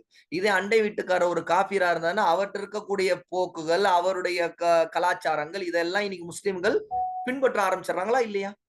அதே மாரி முஸ்லீமாவே இருந்தா கூட பக்கத்து வீட்டுக்காரர், அவங்களுடைய பக்கத்து வீட்டுக்காரர் வந்து சினிமா பார்க்கறது, ஊர் சுத்துறது, அல்ல ஹராமான விஷயங்கள வந்து தைரியமா செய்யறது, இப்படிப்பட்ட பக்கத்து வீட்டுக்கார ஒருத்தர் பழகி, அவங்களோட சகவாசம் வச்சுக்கிட்டு, அவங்களோட நெருக்கமா இருந்தாருன்னா, இவருடைய நிலைமை என்ன ஆகும்? அவங்கள போல இவரும் மாறிடுவார். அதனால தான் ஆரம்பத்துல இருந்து அஹ்லு சுன்னா, நம்ம சுன்னாவை பின்பற்றக்கூடிய அறிஞர்கள் நமக்கு எப்பவுமே சொல்லுவாங்க, ரசூல் ஸல்லல்லாஹு அலைஹி வஸல்லம் தோழமை கொள்வதில் மிகவும் கவனமாக இருக்க நமக்கு வலியுறுத்தினார்கள். நாம யாரோட நட்பு வச்சிருக்கிறோம் ரொம்ப முக்கியம். ஒரு சுன்னாவை பற்றி பிடித்து உறுதியாக சுன்னாவின் பக்கம் இருக்கக்கூடிய மக்களோடு இருந்தால் நம்முடைய வாழ்க்கையில சுன்னா வரும். பிதஅத்துகளை பற்றி பிடிச்சு பிதஅத்தான கொள்கைகள், சிந்தனைகள், வழிகேடான விஷயங்கள் இதுல சிந்தித்து அதிலேயே ஓடக்கூடியவங்களா இருந்தாங்கன்னா அவங்களிடம் இருக்கக்கூடிய போக்குகள் எல்லாம் நம்மிடம் தொத்திக்கும். நாமளும் அவங்களோட அதான் என்ன பூவோடு சேர்ந்து நாரும் மணக்கும்னு சொல்லுவாங்கல்ல இல்லையா? பூவோடு சேர்ந்து நாறு மணக்கும். எப்போ நாறு மணக்கும்? பூ சேர்ந்தாதான். ஆனா இந்த நார் போல இருக்கிறதோட ஒருத்தர் வந்து நல்லா இருக்கிற பூவோடு அங்க நார் மணக்கிற விஷயத்தை விட்டு அந்த நார் துர்நாற்றம் வீசக்கூடியதா இருந்து இங்க பூவும் துர்நாற்றம் அடிச்சுன்னா என்ன ஆகும்? இந்த மாதிரிதான் பல நேரங்கள்ல மார்க்கத்துக்கு முரணான பாதையை பற்றி பிடிச்சு சுன்னாவை விட்டு தூரமா, தௌஹீதை விட்டு தூரமா இருக்கக்கூடிய மக்களோட நம்ம நெருக்கமாக அவங்களோட பழகி பேசி, அதாவது அதாவது நீதியா நடக்கிறது வேற. கொடுக்கல் வாங்கல் ஒவ்வொரு விஷயத்தும் நீதியா இருக்கு. ஆனா உளப்பூர்வமான நேசத்தை வச்சு ஒருத்தவங்கள்ட்ட பாவம் செய்யக்கூடிய அல்ல பிதத் செய்யக்கூடிய ஷிர்கு குஃப்ர்ல இருக்கக்கூடியவங்களோட ரொம்ப நெருக்கமா இருந்தோம்னா அதே குணாதிசயங்கள் சகவாசங்கள் நம்மிடம் வந்து. ஏன்னா நாம நன்மை ஏவல தீமையை தடுக்கல. அவங்களை போல நாமளும் நடக்க ஆரம்பிச்சோம்னா அதுதான் நடக்கும். அப்போ ரசூல் ஸல்லல்லாஹு வஜாரிஹி அவருடைய அண்டை வீட்டாரும் ஃபித்னான்னு சொல்றதுக்கு காரணம் என்னன்னு கேட்டா சகவாசத்தை இங்க குறிப்பிடுறாங்க. சகவாசம் சரியில்லாமல் போகவும் வாய்ப்பு இருக்குது. ஏன் ஒண்ணும் இல்லைங்க. நம்முடைய பிள்ளைகளை நல்லா வளர்க்கணும்னா, நாம வந்து ஒரு நல்ல மொஹல்லால ஒரு நல்ல சகவாசம் உள்ளவங்களோட இருந்தாதான் அந்த ஏரியாவுல இருந்தா தான் பிள்ளைகள நல்லபடி வளர்க்க முடியுதா இல்லையா? ஒரு மோசமான ஏரியால போய் பிள்ளைங்கள வளர்க்க முடியுமா நல்ல நிலையில? பிள்ளைங்க வெளிய போகுங்க. அவனுக்கு பக்கத்து வீட்டுக்காரன் ஒரு பையன் இருப்பான். அவன் கெட்டவனா இருந்தா, மோசமானவனா இருந்தா, அவனோட இந்த நம்ம பையன சேர்ந்து நம்ம பிள்ளைங்க சேர்ந்துச்சுன்னா, ஊர் சுத்தம். அதிலேயே மாறி அந்த குணாதிசயம், பேச்சு, பழக்கவழக்கம் எல்லாம் மாறுது இல்லையா? ஒரு ஸ்கூல்ல வந்து பிள்ளைங்கள்ட்ட எவ்வளவு விஷயங்கள் தொத்திக்குது. நாம எவ்வளோ கட்டுப்பாடோட பிள்ளைங்கள பல விஷயங்கள வளர்த்திருப்போம். ஆனா வீட்ல ஸ்கூல்ல இருந்து சில கெட்ட பிள்ளைங்களோட சேர்ந்து, அந்த கெட்ட விஷயங்கள் பிள்ளைங்கள்ட்ட வர்றத நம்ம பார்க்கிறோமா இல்லையா? அப்போ பிள்ளைங்கள்ட்ட மட்டும் இல்ல, ஏன் நம்மிடமே நாம யாரோடு பழகுறோம், யாரோட நெருக்கமா இருக்கிறோம், யாரோட வந்து நம்ம உண்மையிலே வந்து அல்லாஹ்வுக்காக யாரை நேசிக்கிறோம், அல்லது இந்த துன்யாவுக்காக வாழ்றோமா, அல்லது மார்க்கத்துக்கு முரணான கொள்கைகள் கொண்டவங்க, இல்ல சிந்தனைகள் கொண்டவங்க, இவங்களோட நம்ம பழகுறத விரும்புறோமா? இதை கொண்டு தான் நம்முடைய குணாதிசயம் எல்லாமே ஷேப் ஆகும். அதுக்கேத்த மாரி மாறிடும். அப்ப நம்முடைய போக்கு அவங்கள மாரியே ஆயிடும். நாம யாரோட சேர்றோமோ அவங்கள மாரி மாறிடுவோம்.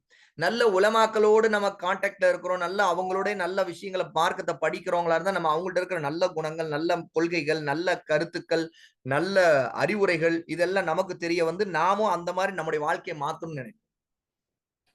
இ அத விட்டுட்டு ஒருத்தர் வந்து ஒரு சினிமாக்காரனோடு ரொம்ப நெருக்கமா இருக்காரு. பழகுறாரு, பேசுறாரு, உட்கார்ந்து சாப்பிடுவாரு, டீ குடிப்பாரு. இப்படிதான் ஊர் சுத்துவாரு அவங்களோட அப்படின்னா என்ன ஆகும்?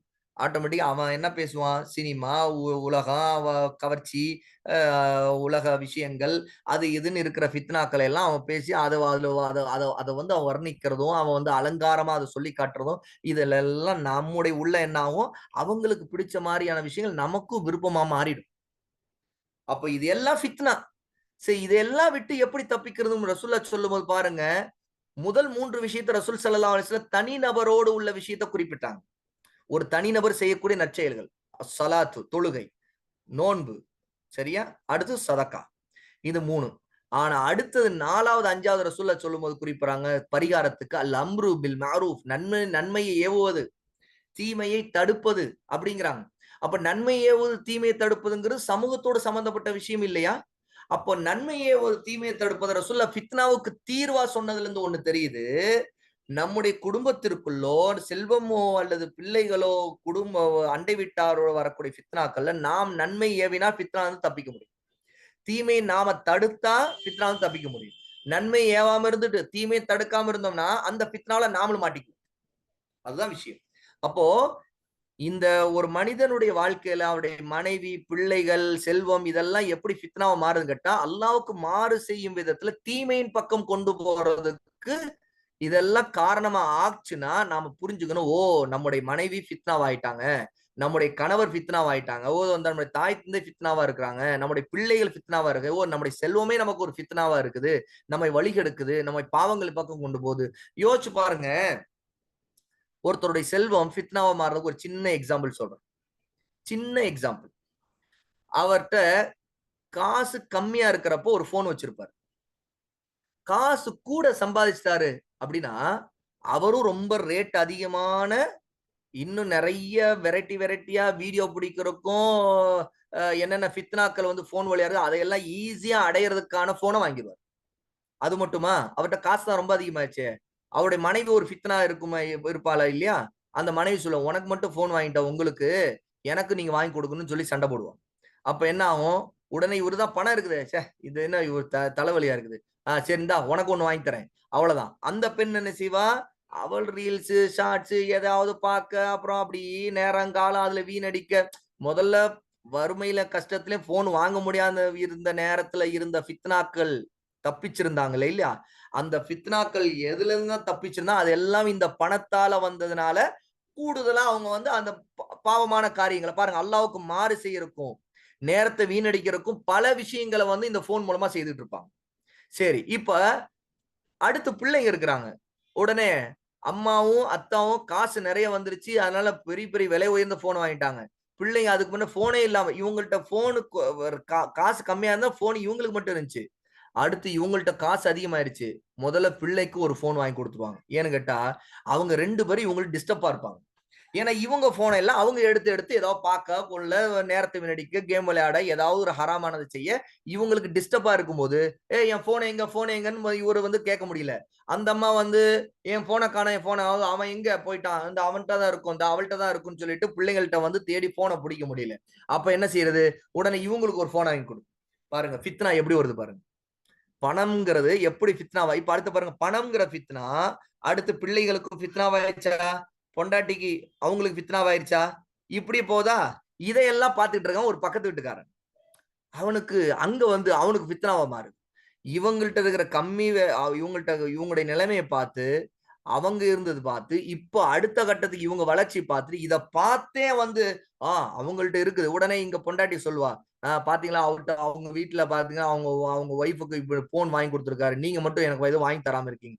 அவனுக்கு அந்த கஷ்டம் இருந்தா கூட வேறு வழி இல்லாம அந்த போனே வாங்கி கொடுக்குற நிலைக்கு இந்த மனிதன் ஆகுவான். எப்படி ஃபித்னா, இவனுக்கு அந்த வசதி கூட இருக்காது. ஆனா பொண்டாட்டியோட தொல்லை தாங்க முடியலன்னு சொல்லிட்டு அல்லாவுக்கு மாறு செய்வதற்கு இவன் தான் கஷ்டப்பட்டு சம்பாதிக்கிற அந்த பணத்துல அந்த இவனுடைய லெவலை தாண்டி, இவனுடைய வசதியை தாண்டி அந்த போனை வாங்கி கொடுப்பான். அவன் பக்கத்து வீட்டுக்காரனுக்கு அங்கேயும் ஃபித்னா. எல்லா விதமான ஃபித்னாக்களும் முதல்ல செல்வத்தால வருங்கிற. அதனாலதான் செல்வத்தால் ஃபித்னா ஆனவங்க அதிகமா இருக்கனாலதான் இங்க கவனிச்சு பாருங்க, ரசூல் ஸல்லல்லாஹு அலைஹி வஸல்லம் இந்த ஹதீஸ் ஞாபகம் இருக்குதா நிறைய பேருக்கு? நான் சொர்க்கத்தையும் பார்த்தேன் நரகத்தையும் பார்த்தேன் ரசூலா சொல்லும்போது, சொர்க்கத்தில் ஏழைகள் அதிகமாக இருக்கிறார்கள். என்ன தெரியுது, சொர்க்கத்துல ஏன் ஏழைகள் அதிகமா இருக்கிறாங்க, ஏன் செல்வந்தர்கள் கம்மியா இருக்கிறாங்க? செல்வந்தர்கள் நிறைய நரகத்துல இருக்காங்கன்னு அர்த்தம். ஏன்னு கேட்டா அந்த செல்வத்தாலான ஃபித்னாவுல அவங்க சிக்கிக்கிட்டாங்க. இந்த ஏழைகள் நிறைய பேர் அந்த ஃபித்னா வந்து தப்பிச்சுட்டாங்க. ஏன்னா அல்லாஹ் அவங்களுக்கு செல்வத்தை கொடுக்கறனா அவங்க நிறைய பாவங்களை செல்வத்தால செய்ய முடியல. ஏதோ அல்லாஹ் அதுல அவங்களுக்கு கருணை காட்டிட்டான், தப்பிச்சுட்டாங்க. அப்போ இந்த பக்கம் ஏன் சொர்க்கத்துல பணக்காரர்கள் குறைவா இருக்கிறாங்க அப்படின்னா, ஏழைகள் அதிகமா இருக்கிறாங்கன்னா, இந்த ஃபித்னாவுக்கு செல்வத்தால் உள்ள ஃபித்னாவுக்கு ஆளானவங்க இவங்க அதிகம். அதே பணக்காரர்கள் நிறைய பேர் செல்வத்தால் மட்டுமில்ல அவங்க குழந்தைகளால ஃபித்னாவுக்கு ஆளானவங்க. அதனாலதான் அவங்க இன்னும் சொர்க்கத்தில் ரொம்ப கம்மியா இருக்கிறவங்களா இருக்கிறாங்க. ஏன்னு கேட்டா இவங்க செல்வத்தாலும் பிள்ளைகளாலும் திசை திருப்பப்பட்டு அவங்க ஃபித்னாவுக்கு நிறைய விதத்துல ஆளாயிட்டாங்க. அந்த பக்கம் ரசூலுல்லாஹ் நரகத்தை பத்தி சொல்லுவோம். நரகத்தை பார்த்து பெண்கள் அதிகமா இருக்கிறார்கள் சொன்னாங்க. இந்த பெண்கள் ஏன் அதிகமா இருக்கிறார்கள் சொல்லும்போது ரசூலுல்லாஹ் காரணம் சொன்னாங்க, அவர்கள் கணவனை நிராகரிக்கிறார்கள், நன்றி கெட்டத்தனமா நடந்து விடுகிறார்கள், அதிகமாக சபிக்கிறார்கள், இப்படின்னு காரணங்களை சொன்னா அந்த ஹதீஸ் பெரிய ஹதீஸ். நான் அது சுருக்கமா ஒரு பாயிண்ட்டுக்கு இங்க சொல்றேன். அப்ப இதுல இருந்து ஃபித்னாவின் காரணமாகத்தான் மனிதர்கள் நிறைய பேர் நரகத்துக்கு போறாங்கன்னு தெரியும். பெண்கள் அதிகமா போனது அவங்களுடைய வாழ்க்கையில வந்த ஃபித்னா, கணவரை கொண்டு வரக்கூடிய ஃபித்னா, கணவருடைய விஷயத்துல அவங்க மாறு செய்யும் போது வரக்கூடிய ஃபித்னா. இந்த பக்கம் செல்வந்தர்கள் சொர்க்கத்துக்கு அதிகம் போக முடியாத இருக்கிற காரணம் அவங்களுடைய செல்வம் அவர்களை பல ஃபித்னால தள்ளிவிட்டு. அதே செல்வந்தர்களே சொர்க்கத்துக்கு போகாம இல்ல, சொர்க்கத்துக்கு போற செல்வந்தர்கள். ஆகவேதான் ஏழைகள் அதிகமா இருக்கிறாங்கன்னு ரசூலுல்லாஹ் சொன்னது செல்வந்தர்கள் குறைவா இருக்கிறாங்கன்னு சொல்றாங்கன்னு அர்த்தம். அப்போ ஏழைகள் அதிகம், செல்வந்தர்கள் குறைவுனா அந்த செல்வந்தர்கள் சொர்க்கத்துக்கு போனவங்க தான். ஆனா அவங்க எப்படி போனாங்கன்னா இந்த ஃபித்னா வந்து தப்பிச்சவங்க. எப்படி ஏழைகள்ல செல்வம் இல்லாமல் இருந்து ஃபித்னாவில் தப்பித்தார்களோ அது போல செல்வம் இருந்து ஃபித்னாவில் தப்பித்தவர்கள் தான் அந்த சொர்க்கத்திற்கு போன குறைவான செல்வந்தர்கள். அல்லாஹ் நம்ம எல்லாரையும் அப்படிப்பட்டவர்களா ஆக்கணும். எப்படியோ ஒண்ணு நம்ம ஏழைகளா இருந்தாலும் சரி, செல்வந்தர்களா இருந்தாலும் சரி, ஃபித்னாவிலிருந்து தப்பிச்சா மட்டும்தான் சொர்க்கத்துக்கு போக முடியுங்கிறது இந்த ஹதீஸ் நமக்கு புரிய வைக்குது. அப்ப ஃபித்னாங்கிறது மிக முக்கியமா ஒருத்தருக்கு செல்வமும் குழந்தைகளும் மிகப்பெரிய ஃபித்னாவாக ஆகுகிறார்கள் அப்படிங்கிறது நாம் இந்த ஆதாரங்கள் மூலமாக மிக தெளிவாக நாம் புரிந்து கொள்றோங்கிறது இப்ப உங்களுக்கு தெரியும்.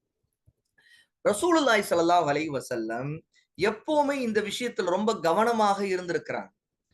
அதனால தான் ரசூலுல்லாஹி ஸல்லல்லாஹு அலைஹி வஸல்லம் நமக்கு பிரார்த்தனைகள்லையும் அதிகமாக இந்த விஷயத்தை பத்தி அல்லாஹ்வோட பாதுகாப்பு கேட்கும்படி நமக்கு சொல்லி கொடுத்திருக்கிறதையும் நம்ம முதல்ல ஒரு பிரார்த்தனையை பார்த்தோம். ரசூலுல்லாஹி ஸல்லல்லாஹு அலைஹி வஸல்லம் நமக்கு தொழுகையிலேயே இதுக்கான பிரார்த்தனையை கற்றுக் கொடுத்தாங்கிறத பார்த்தோம்.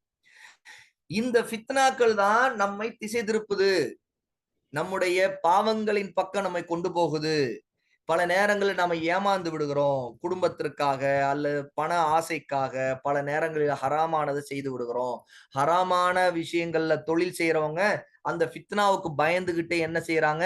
அந்த தொழிலை தொடர்ந்துகிட்டே இருக்கிறாங்க. ஏன்னா அவங்களுக்கு வரக்கூடிய லாபம் வராம போயிடுமோ, தங்களுக்கு கிடைக்க வேண்டியது கிடைக்காம போயிருமோ, அப்ப என்ன ஆகுது? செல்வம் உள்ளத்துல அவ்வளவு பெரிய இச்சை உணர்வை ஏற்படுத்திடுது. இதனால தான் அல்லாஹ் சுப்ஹானஹு வ தஆலா இந்த இச்சை உணர்வை ஏற்படுத்தி மனிதர்கள் நிறைய பேரு நாசமாகறதுக்கு காரணமா இருக்கக்கூடிய இந்த ஹுப்பு துன்யா, துன்யாவின் ஷஹவாத், அதாவது உள்ளங்களுக்கு ரொம்ப இச்சை ஊட்டக்கூடிய ஷஹவாத்துங்கிற ஆசை ஊட்டக்கூடிய விஷயங்கள் ரசூல் அல்லாஹ் தஆலா குர்ஆன்ல சூரா ஆல் இம்ரான் 3வது சூராவுடைய 14வது ஆயத்துல பட்டியலிடும் போது இங்க ஒரு விஷயத்தை நீங்க கவனிக்கலாம். زُيِّنَ لِلنَّاسِ حُبُّ الشَّهَوَاتِ مِنَ النِّسَاءِ وَالْبَنِينَ وَالْقَنَاطِيرِ قناطير المقنطرة من الذهب அல்லாஹு தஆலா வல்ஃபித்தா வல்கைலுல் முஸ்தவ்வம. அல்லாஹு தஆலா இந்த ஆயத்துல குறிப்பிடும்போது பெண்கள் முதலாவதாக இந்த உலகத்துடைய ஹுப்பு ஷஹவாத், உள்ளங்களுக்கு இச்சை ஊட்டக்கூடிய அலங்காரங்களாக சொல்றான். ஜுய்யன லின்னாஸ், மனிதர்களுக்கு அழகாக ஆக்கப்பட்டிருக்கின்றன. எது? ஹுப்பு ஷஹவாத், அதாவது உள்ளங்களுக்கு இச்சை ஊட்டி அதன் பக்கம் சாயக்கூடிய தன்மை தரவுது. அதுல முதல்ல பெண்கள். ரெண்டாவது அல்லாஹ் தஆலா ஆண் மக்களை குறிப்பிடுறான், பிள்ளைகள், ஆண் பிள்ளைகள்.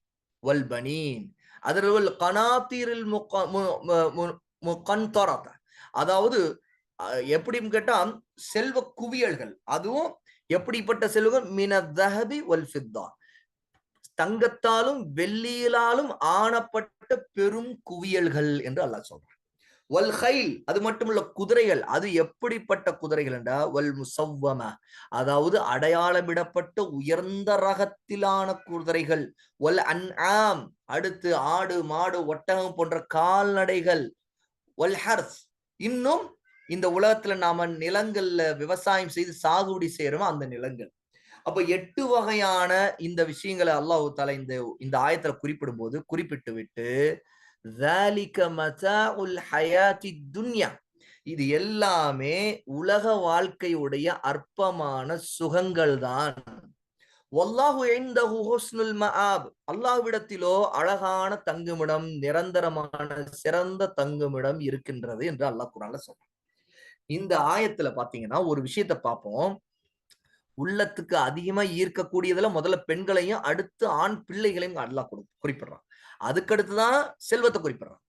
ஆனா இதுக்கு முன்னாடி உள்ள எல்லா ஆயத்திலும் இந்த துன்யாவுடைய ஒரு மனிதனை வீழ்த்தக்கூடிய விஷயங்கள்ல அல்லாஹ் தஆலா செல்வத்தை முதலாவதாகவும் குழந்தைகளை அடுத்தான் சொல்றான். ஃபித்னான்னு வரும்போது முதல்ல செல்வமும் அடுத்து குழந்தைகளும் சொல்லியிருக்கிறான். ஆனா உள்ளத்தை ஈர்க்கக்கூடியதுன்னு பார்க்கும்போது முதல்ல பெண்களையும் ஆண் பிள்ளைகளையும் அடுத்து முதல்ல சொல்றான். அப்புறம் தான் செல்வத்தை சொல்றான். ஏன்னா செல்வத்தின் மூலமாக ஒரு மனிதன் இந்த உலகத்துல ஈர்க்கப்படுறதை காட்டில ஈர்ப்புங்கிறது முதல்ல எதுல ஈர்க்கப்படுறான்னு கேட்டா தனக்கு தன் பெண்களையும் அதே மாதிரி பிள்ளைகள் மீதும் ஈர்க்கப்படுவான். இன்னும் சொல்ல போனா பிள்ளைகள் மீதான ஈர்ப்பின் காரணமா செல்வத்தை அதிகம் சம்பாதிக்கணுங்கிற ஆசை கூட மனிதனுக்கு அதிகம் வந்துருது இல்லையா? ஒட்டுமொத்தமா பார்த்தா இந்த ஷஹவாத்துங்கிறத, இந்த ஹுப்பு, அதாவது ஹுப்புன்னு என்றா இந்த இச்சை, அந்த விருப்பங்கள், இந்த விருப்பங்கள் எல்லாம் இந்த உலகத்துடைய அற்ப சுகங்கள் தான், மத்தாஉல் ஹயாத்தி துன்யா, ஒரு இன்பங்கள் தான். ஆனா இது எதுவுமே நிரந்தரம் இல்லை. அல்லாஹ்விடம் இருப்பதுதான் நிரந்தரமான தங்குமிடத்தை அல்லாஹ் தஆலா அங்க வைத்திருக்கிறான்.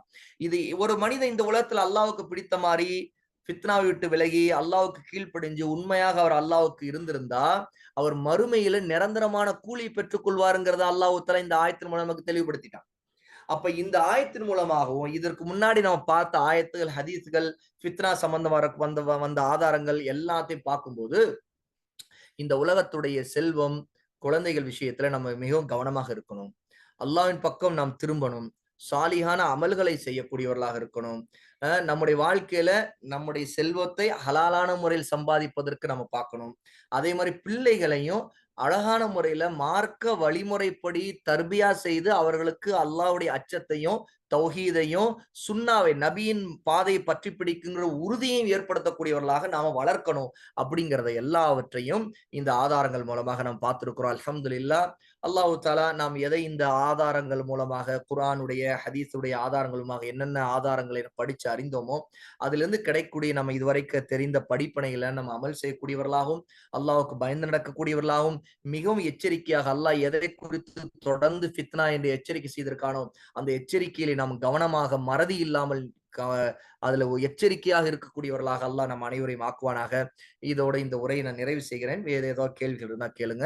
அல்லாஹ் தஆலா நம்முடைய பாவங்களை மன்னித்து நம்முடைய வாழ்க்கையில இந்த நிகழ்ச்சியில கலந்து கொண்ட சகோதரர்கள், சகோதரிகள், இதை ஏற்பாடு செய்திருக்கிற நம்முடைய சகோதரர்கள், இதுல பங்களித்திருக்கக்கூடிய மிக முக்கியமான இதற்கு காரணமாக அல்லாஹ் தஆலா யாரை ஆக்கியிருக்கிறானோ அவர்கள் எல்லோருக்கும் அல்லாஹ் தஆலா எல்லா நன்மைகளையும் அவர்களுடைய செல்வத்திலும், அவருடைய குழந்தை பாக்கியத்திலும், அவர்களுடைய ஆரோக்கியத்திலும், அவருடைய வியாபாரத்திலும் எல்லா நன்மைகளையும் அல்லாஹ் தஆலா ஏற்படுத்த வேண்டும். அல்லாஹ் தஆலா நம்முடைய பெண் பிள்ளைகளுக்கு, நம்முடைய தாய் குலங்களுக்கு அல்லாஹ் தஆலா எல்லா நல்ல ஆஃபியத்தையும், இபாதத்திலே உண்மையான ஒரு ரூஹானியத்தை, உயிரோட்டத்தை, இனிமையையும் அல்லாஹ் தஆலா தௌஹீதின் பக்கம் உறுதியாக இருந்து ஷிர்க்கை விட்டு, குஃப்ரை விட்டு, நிஃபாக்கை விட்டு விலகக்கூடியவர்களாக, இன்னும் அல்லாஹ் தஆலா நபியின் பாதையை, சுன்னாவை உறுதியாக பற்றி பிடித்து பிதஅத்துகளை விட்டு, பிதஅத்தான காரியங்களை விட்டும், இன்னும் மார்க்கத்துக்கு முரணான பாதைகள், வழிகேடான சிந்தனைகள், வழிகேடான கொள்கை கொண்டவர்களுடைய போக்குகள், அதை எல்லா விட்டும் தூரமாக இருந்து நாம் அல்லாஹ்வுக்காக இபாத் செய்யக்கூடியவர்களாக, சுன்னாவை பற்றி பிடிக்கக்கூடியவர்களாக அல்லாஹ் நம் அனைவரை ஆக்குவானாக என்ற துஆவோடு இந்த உரையை நிறைவு செய்கிறேன். ஏதேனும் கேள்விகள் இருந்தா இன்ஷா அல்லாஹ் கேளுங்க. பாரக்கல்லாஹு ஃபீக்கும்.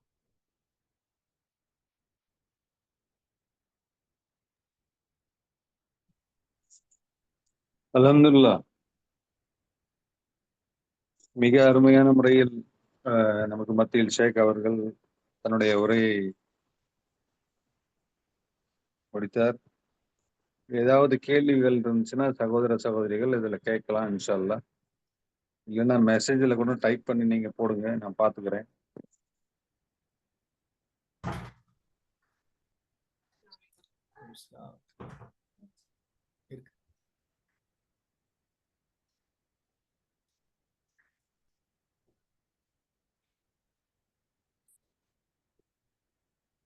யாரும் இல்லைன்னு நினைக்கிறேன். இன்ஷா அல்லாஹ் யாரும் வரல. அல்ஹம்துலில்லாஹ். எல்லாம் தெளிவா இருக்காங்க போல. பாரக்கல்லாஹு ஃபீக்கும். அல்லாஹ் உங்களை எல்லாருக்கும் பரக்கத் செய்யட்டும். மாஷா அல்லாஹ். பயணம் சிறப்பா இருந்துச்சு. அதனால கேள்விகள் இல்லாதவர்கள் தெளிவாக அமைதியான நல்ல பயம் அல்ஹம்துலில்லாஹ். சிறப்பா இருந்துச்சு. அஸ்ஸலாமு அலைக்கும் வரஹ்மத்துல்லாஹி வபரகாத்துஹு. வலைக்கும் சலாம். எப்படி இருக்கீங்க இஸ்மாயில் பாய்? நல்லா ஒரு கேள்வி இருக்கு. சகோதரி கேக்குறாங்க, இந்த மாதிரி வந்து தாய் தந்தையர் வந்து தீன்ல இருக்கிறாங்க, பிள்ளைய வளர்த்துறதுக்கு முயற்சி பண்றாங்க, பையன் மட்டும் தீன்ல வந்து வரமாட்டேங்கிறான், அப்ப நான் வந்து என்ன செய்யணும்னு கேக்குறாங்க. அதாவது தாய் தந்தை சரியா இருக்கிறாங்க, ஆனா பிள்ளை வந்து சரியில்லாம இருக்கிறாரு. இப்ப என்ன செய்ய? முதலாவது விஷயம், அல்லாஹ்விடம் அதிகமா துவா செய்யணும். ஏன்னா நேர்வழிங்கிறது அல்லாஹ்விடம் இருக்கு. அல்லாஹ் தஆலா தன் நாடியவர்களுக்கு நேர்வழி காட்டுகிறான். அப்ப அல்லாஹ்வுடைய நாட்டத்தில் உடைய அதுல அடங்கக்கூடிய மக்கள்ல நம்முடைய பிள்ளைகள் இருக்கணுங்கிறக்கா அவங்க தொடர்ந்து அல்லாஹ்வோட தொடர்ந்து துவா செய்யணும். ரெண்டாவது, பொறுமையாக நசியத் செய்யணும். பொறுமையாக நிதானமாக அல்லாஹ்வோட துவா செய்த நிலையிலேயே அந்த பிள்ளைகளுக்கு தனிமையில நசியத் செய்யணும்.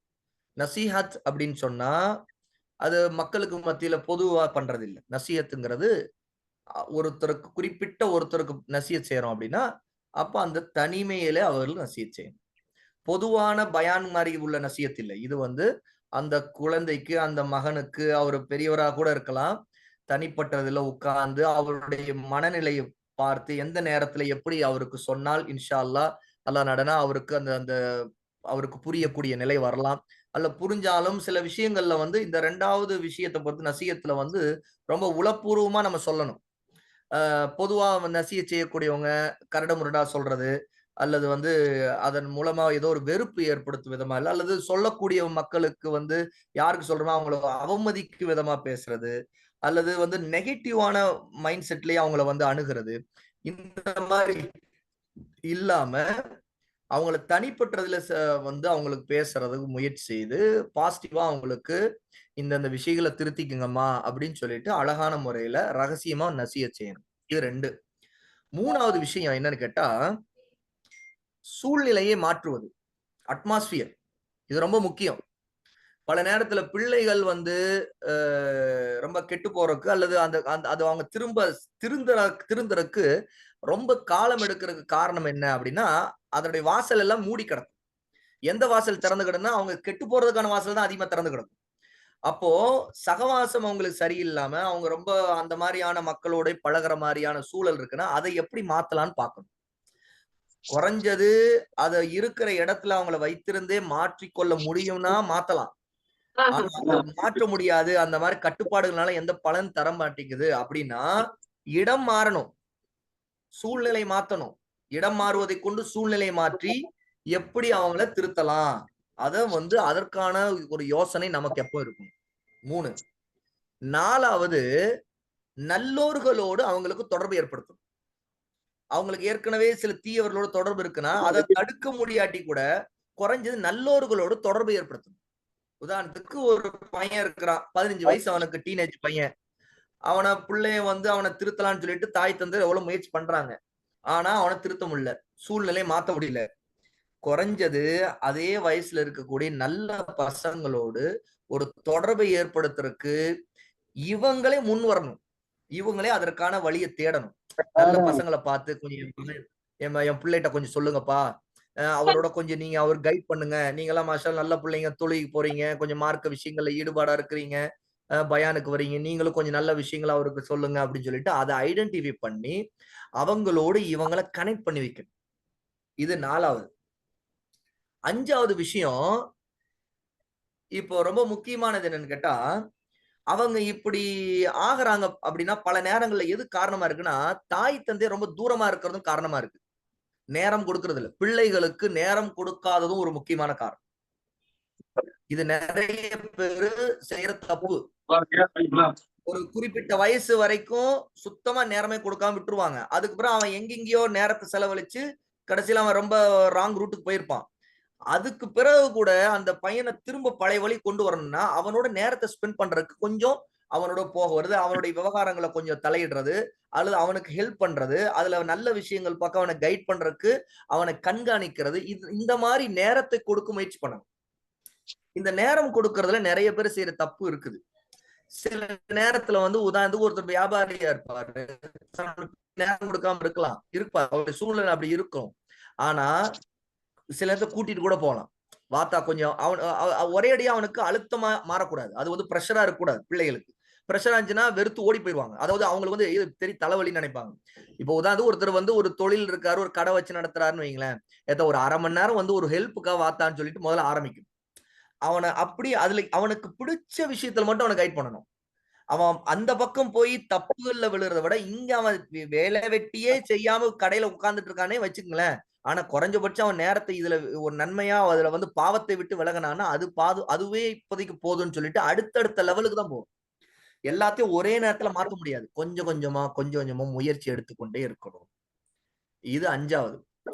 6வது விஷயம் என்னன்னு கேட்டா முக்கியமா இது லாஸ்டா மிக முக்கியமான விஷயமா நான் என்ன நினைக்கிறேன்னா, தாய் தந்தை தஹஜ்ஜுத்ல துஆ கேட்கணும். இது ரொம்ப வலுவான ரொம்ப எஃபெக்டிவான விஷயம். இது ரொம்ப முக்கியமானதா நினைக்கிறேன். முதல்ல நான் துஆ சொன்னேன், முதல் பாயிண்ட் அதான். நான் இத கடைசி 6வது பாயிண்ட் சொன்னா தஹஜ்ஜுத்துக்காக சொல்றேன். அல்லாஹ்வோட உளம் உருகி, அல்லாஹ்வோட மனம் இறங்கி, கண்ணீர் விட்டு தொடர்ந்து கேட்கணும். அல்லாஹ்வுடைய உதவி கிடைச்சிடும். இதுல கவனம் செலுத்துங்க. அல்லாஹ்வோட துஆ செய்யுங்க, நிச்சயமா அல்லாஹ் தஆலா உதவி கொண்டு வருவார். சரியா?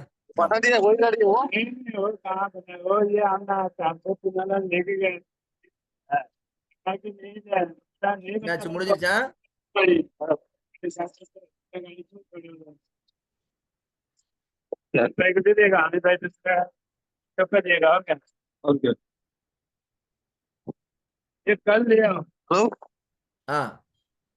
அச்சா, கேள்வி பதில் முடிஞ்சிருச்சா?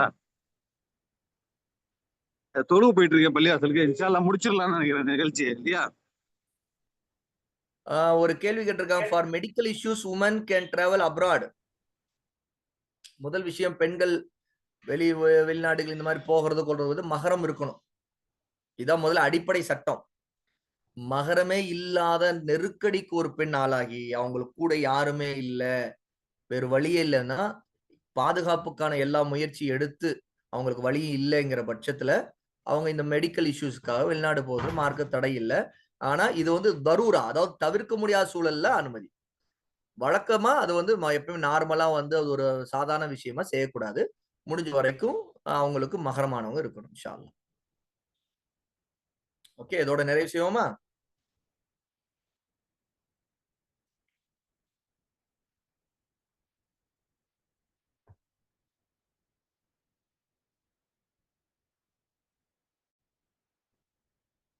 வேற எதுவும் கேள்விகள் இல்ல, முடிச்சிடலாமா?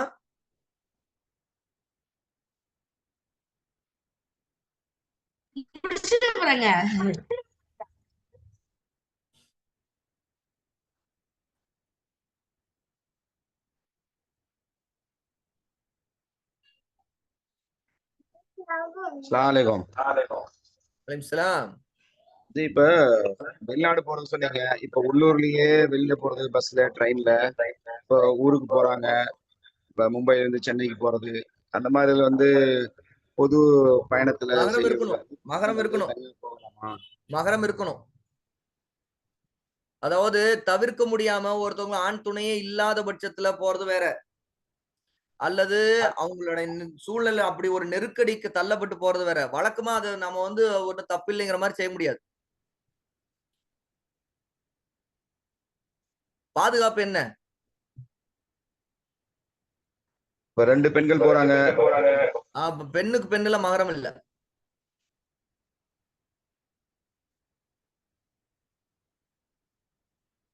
பாதுகாப்பு முக்கியம். இல்ல பொது, அதாவது இதுக்கு ஏன் நம்ம இப்ப பெரும்பாலும் கேள்வி கேட்கிறோம் தெரியுங்களா? இந்த மாதிரி கேள்வி அதிகமா வருது. நான் வெளியே போய் பழகிட்டோம் ஜி, அதனால வேற இருக்க முடியல, ஏதாவது ஒரு காரணத்தோட போக வேண்டியதா ஆகுது அப்படிங்கறனால கேட்கிறோம். ஆனா இதெல்லாம் எப்ப பிரச்சனையா தெரியும்னு கேட்டா, எப்ப மகரம் இல்லாம போய் ஒரு பிரச்சனை வருதோ அப்பதான் தெரியும் நமக்கு. பிரச்சனை தெரியாத வரைக்கும் பிரச்சனையே இல்ல. எல்லாம் நாள் போயிட்டே இருக்குதுன்னு அர்த்தம்.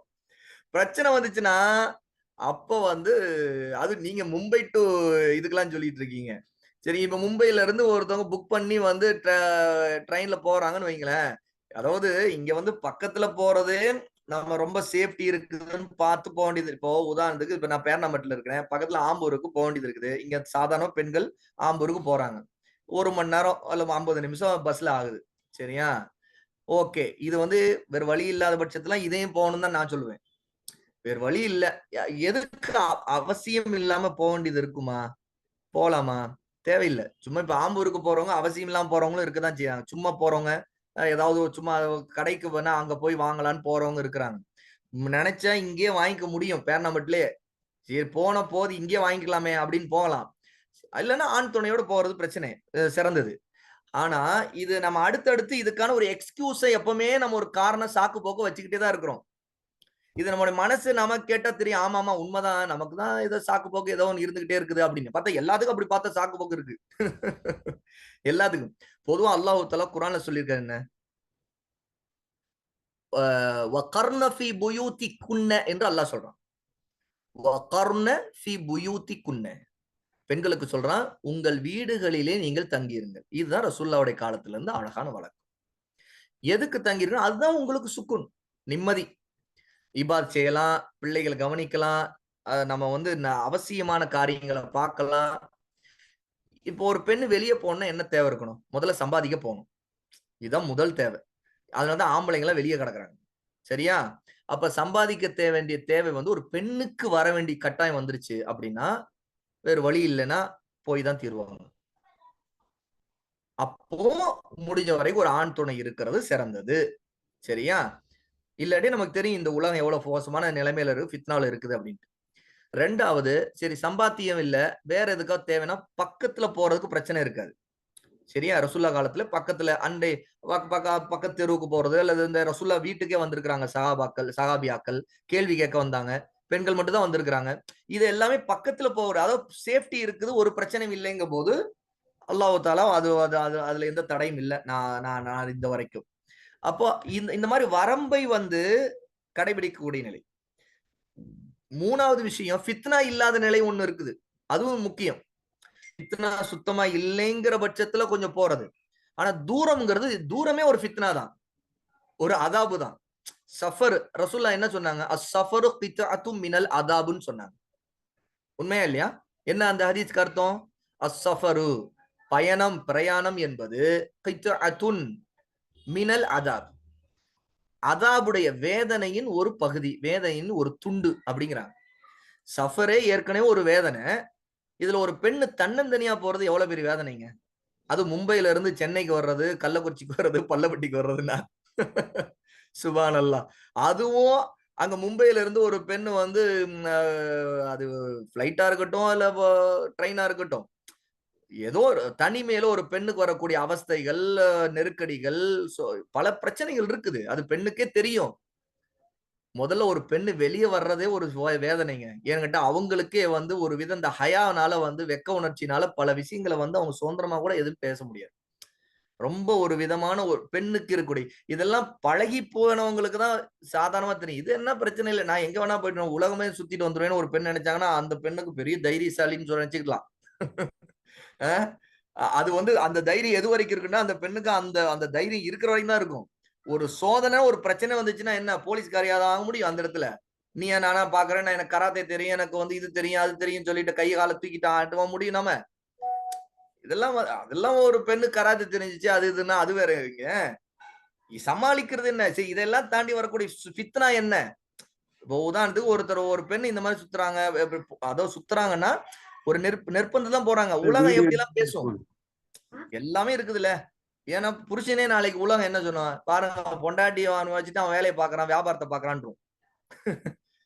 இந்த ஃபித்னா நமக்கு எதுக்கு? இந்த உலகம் மோசமான உலகம், ஃபித்னாவான உலகம். இது இந்த நிலையில இதே பாருங்க, கல்யாணமாகி பிள்ளைகள்லாம் இருக்கக்கூடிய ஒரு ஒரு 45 வயசு அல்ல 40 வயசு பெண்ணா இருந்தா தைரியமா விட்டுறோம். சரியா? அதே 20 வயசு மகள இல்ல 15 வயசு மகளை விடுறது இல்லையே. அப்ப பயம் இருக்குதுல்ல. அப்ப மட்டும் ஒரு அக்கறை பொறுப்புணர்ச்சியோட பயமும் சேர்ந்துக்குது. 20 வயசு பொண்ணு எப்படி தனியா போக முடியும் அப்படி. அப்ப 40 வயசு பொண்ணா மட்டும் போலாமா? சுப்ஹானல்லாஹ். ஃபித்னாஜி, இது எல்லாமே ஃபித்னாஜி. நாம இன்னைக்கு உலகத்துக்கு ஏத்த மாதிரி ஃபத்வா தேடிக்கிட்டே இருக்கிறோம். அதாவது நாம எப்படி ஃபத்வா தேடுறோம்னா, நம்ம வசதிக்கு ஏத்த மாதிரி யாராவது ஃபத்வா தருவாங்களான்னு பாக்குறோம். அதெல்லாம் தேவையில்லை. நிம்மதியா அல்லாஹ் வணங்கணுமா, இபாத் செய்யணுமா, சுன்னாவை பற்றி பிடிச்சோமா, நம்மளுடைய கடமைகளை பார்த்தோமா. பாருங்க, சஃபர் இப்ப நான் எடுத்துக்கங்க, நான் ஒரு ஆம்பளை, நான் வந்து வாரத்துல இப்ப இந்த ரமதானுக்கு முன்னாடி வரைக்கும் 4 நாள் வீட்டுல இருப்பேன், 3 நாள் ஊரை சுத்தி இருக்கேன். 3 நாள் அதாவது வெள்ளி, சனி, ஞாயிறு 3 நாள் கண்டினியூ ஊரை சுத்தி இருப்பேன். எத்தனை ஊர்கள் சுத்தி இருப்பேன், எத்தனை பயான்கள் பண்ணிருப்பேன். அதாபுதான். என்ன அல்லாஹ்வுக்காக பொறுத்துக்கிறோம், அவ்வளவுதான். கஷ்டங்கள் எல்லாமே அல்லாஹ்வை பொறுத்துக்கிறோம். என்னென்ன பயண சிரமம், தூக்கம் கெடுது, உடம்பு இதாகுது, எல்லா பிரச்சனையும் இருக்குது. எல்லா பிரச்சனையும் நமக்கு ஒரு ஒண்ணுக்கு போக முடியலையேங்க. ஏங்க ஆம்பளை, நான் கேட்கிறேன், யாராவது ஆம்பளைங்க பதில் சொல்லுங்க. நாம வந்து பஸ்ல போகும்போது ஒண்ணுக்கு இருக்கிற பிரச்சனை பத்தி எவ்வளவு பிரச்சனை. ஒண்ணு இல்ல, நல்லா வந்து ஸ்லீப்பர்ல போனா கூட வந்து ஒண்ணுக்கு அடக்கிட்டு எப்படா வண்டி நிறுத்துவான், எப்ப இதே ட்ரெயின் ஆகுது அல்ஹம்துலில்லாஹ் நம்ம ஒண்ணுக்கு போக முடியுது, ஒது செய்துக்க முடியுது, தொழுக முடியுது, எல்லாம். பஸ் எல்லா நேரத்துலயும் ட்ரெயின் கிடைக்குதா? ட்ரெயின் முதல்ல சீக்கிரமா கிடைக்கிறது இல்லையே. அப்போ இது ஆம்பளைங்களா இருக்கிற நமக்கு இவ்வளவு பிரச்சனைனா எப்படி ஒரு பெண்ணுக்கு அது வந்து சாதாரணமா நம்ம வந்து okay no problem go ahead அப்படின்னு சொல்லிட்டு ப்ரொசீட் அஸ்ஸலாமு அலைக்கும் சொல்லி அனுப்பி வைக்க முடியும்? இதெல்லாம் ஃபித்னா. ஏதாவது ஒரு காரணத்தை சொல்லிக்கிட்டு பொண்டாட்டியும் புருஷனுக்கு அவருக்கு ஹி இஸ் வெரி பிஸி அப்படின்னு சொல்லிட்டு கிளம்பிடுறது. நான் அம்மா வீட்டுக்கு போறேன் அப்படின்னு சொல்லிட்டு, அது மும்பைல இருந்து அம்மா வீடுனா இங்கதான் வரணுமா? அப்படிதான் இருக்கும். அப்ப நான் கிளம்பி வந்தா என்ன ஆகுறது? இப்படி அடிக்கடி நினைக்கிறேன்னு சொல்லி ஒரு பெண்ணு கிளம்புனா ஏதோ வருஷத்துக்கு ஒரு தடவை அல்லது 6 மாசத்துக்கு ஒரு தடவை கணவருக்கும் வசதி இருக்குது அல்ஹம்துலில்லாஹ் முடியும். அவரும் ஒண்ணா வந்து அவர் ஒரு மாமனார் மாமியார் அத்தா அம்மா யாரையும் சொந்த பந்தம் எல்லாரும் பாக்குறதுக்கு நான் ஒரு வாரம் வந்தேன். சரி ஒண்ணா வாங்க ஜோடியா போங்க பிரச்சனை இல்ல. எதுக்கு தனியா? தேவையில்லை. அதெல்லாம் அல்லாஹ்வுக்கு பயந்து நம்ம நன்மையான அல்லாஹ்வுக்கா இந்த உலக சோதனை தான். இந்த உலகமே சோதனை தான். மூமினுக்கு இந்த சட்டங்கள்லாம் கஷ்டமா தான் இருக்கும். ஏன்னா ஒரு மூமினை பொறுத்த வரைக்கும் இது சிறைச்சாலை தான். சிறைச்சாலையில இருக்கிறவங்க பயணம் செய்ய முடியுமா? அது ஒரு பெண்ணா இருக்கிறவங்க எவ்வளவு பெரிய சிறைச்சாலையில இருக்கிறது. பயணம் செய்ய முடியுமா? அப்படிலாம் பண்ண முடியாது. மகரமோட போணும். ஒண்ணு அத்தாவோட, அம்மா அண்ணனோட, தம்பியோட அல்லது மகன் ஒரு பருவம் அடைந்தா அல்ல ஒரு ஒரு பக்குவமா அந்த முதிர்ச்சி உள்ள ஒரு மகனா இருந்தா அவரோட போங்க. அல்லது புருஷனோட போங்க. ஆவுன்னா நான் கிளம்புறேன்னு சொல்லினா என்ன அர்த்தம்? பாதுகாப்பு யாரும்மா? இதுவரைக்கும் பிரச்சனை இல்லாத வரைக்கும் பிரச்சனை இல்ல. இல்லைன்னா ஒவ்வொருத்தருக்கும் ஒரு ஃபத்வா கிடைச்சு ஏதோ ஒண்ணு கிடைச்சு நம்ம கிளம்ப வேண்டியது. அப்புறம் எதுக்கு இந்த விஷயம் எல்லாம் உலமாக்கள் இவ்வளவு காலமா சொல்லிட்டு வந்தாங்க. மகரம் இல்லாத ஒரு பயணம் செய்யக்கூடாது பயணம் இது இந்த பாயிண்டே எதுக்கு? இதெல்லாம் இப்பதான் சர்ச்சையாயிட்டு இருக்குது. இதெல்லாம் தேவையில்லாத ஃபித்னா. அல்லாஹ் பாதுகாக்கணும். கவனமா இருந்துக்கணும்மா. அவ்வளவுதான். சரி அப்புறம் வேற என்னம்மா? இன்ஷாஅல்லாஹ் முடிச்சுக்கலாம். டைம் ஆயிடுச்சு தொழுகைக்கு. ஆமாமா. ஓகே முடிப்போமா? சுப்ஹானக்கல்லாஹு வ பிஹம்திக அஷ்ஹது அல்லா இலாஹா இல்லா அன்த அஸ்தக்ஃபிருக வ அத்தூபு இலைக்.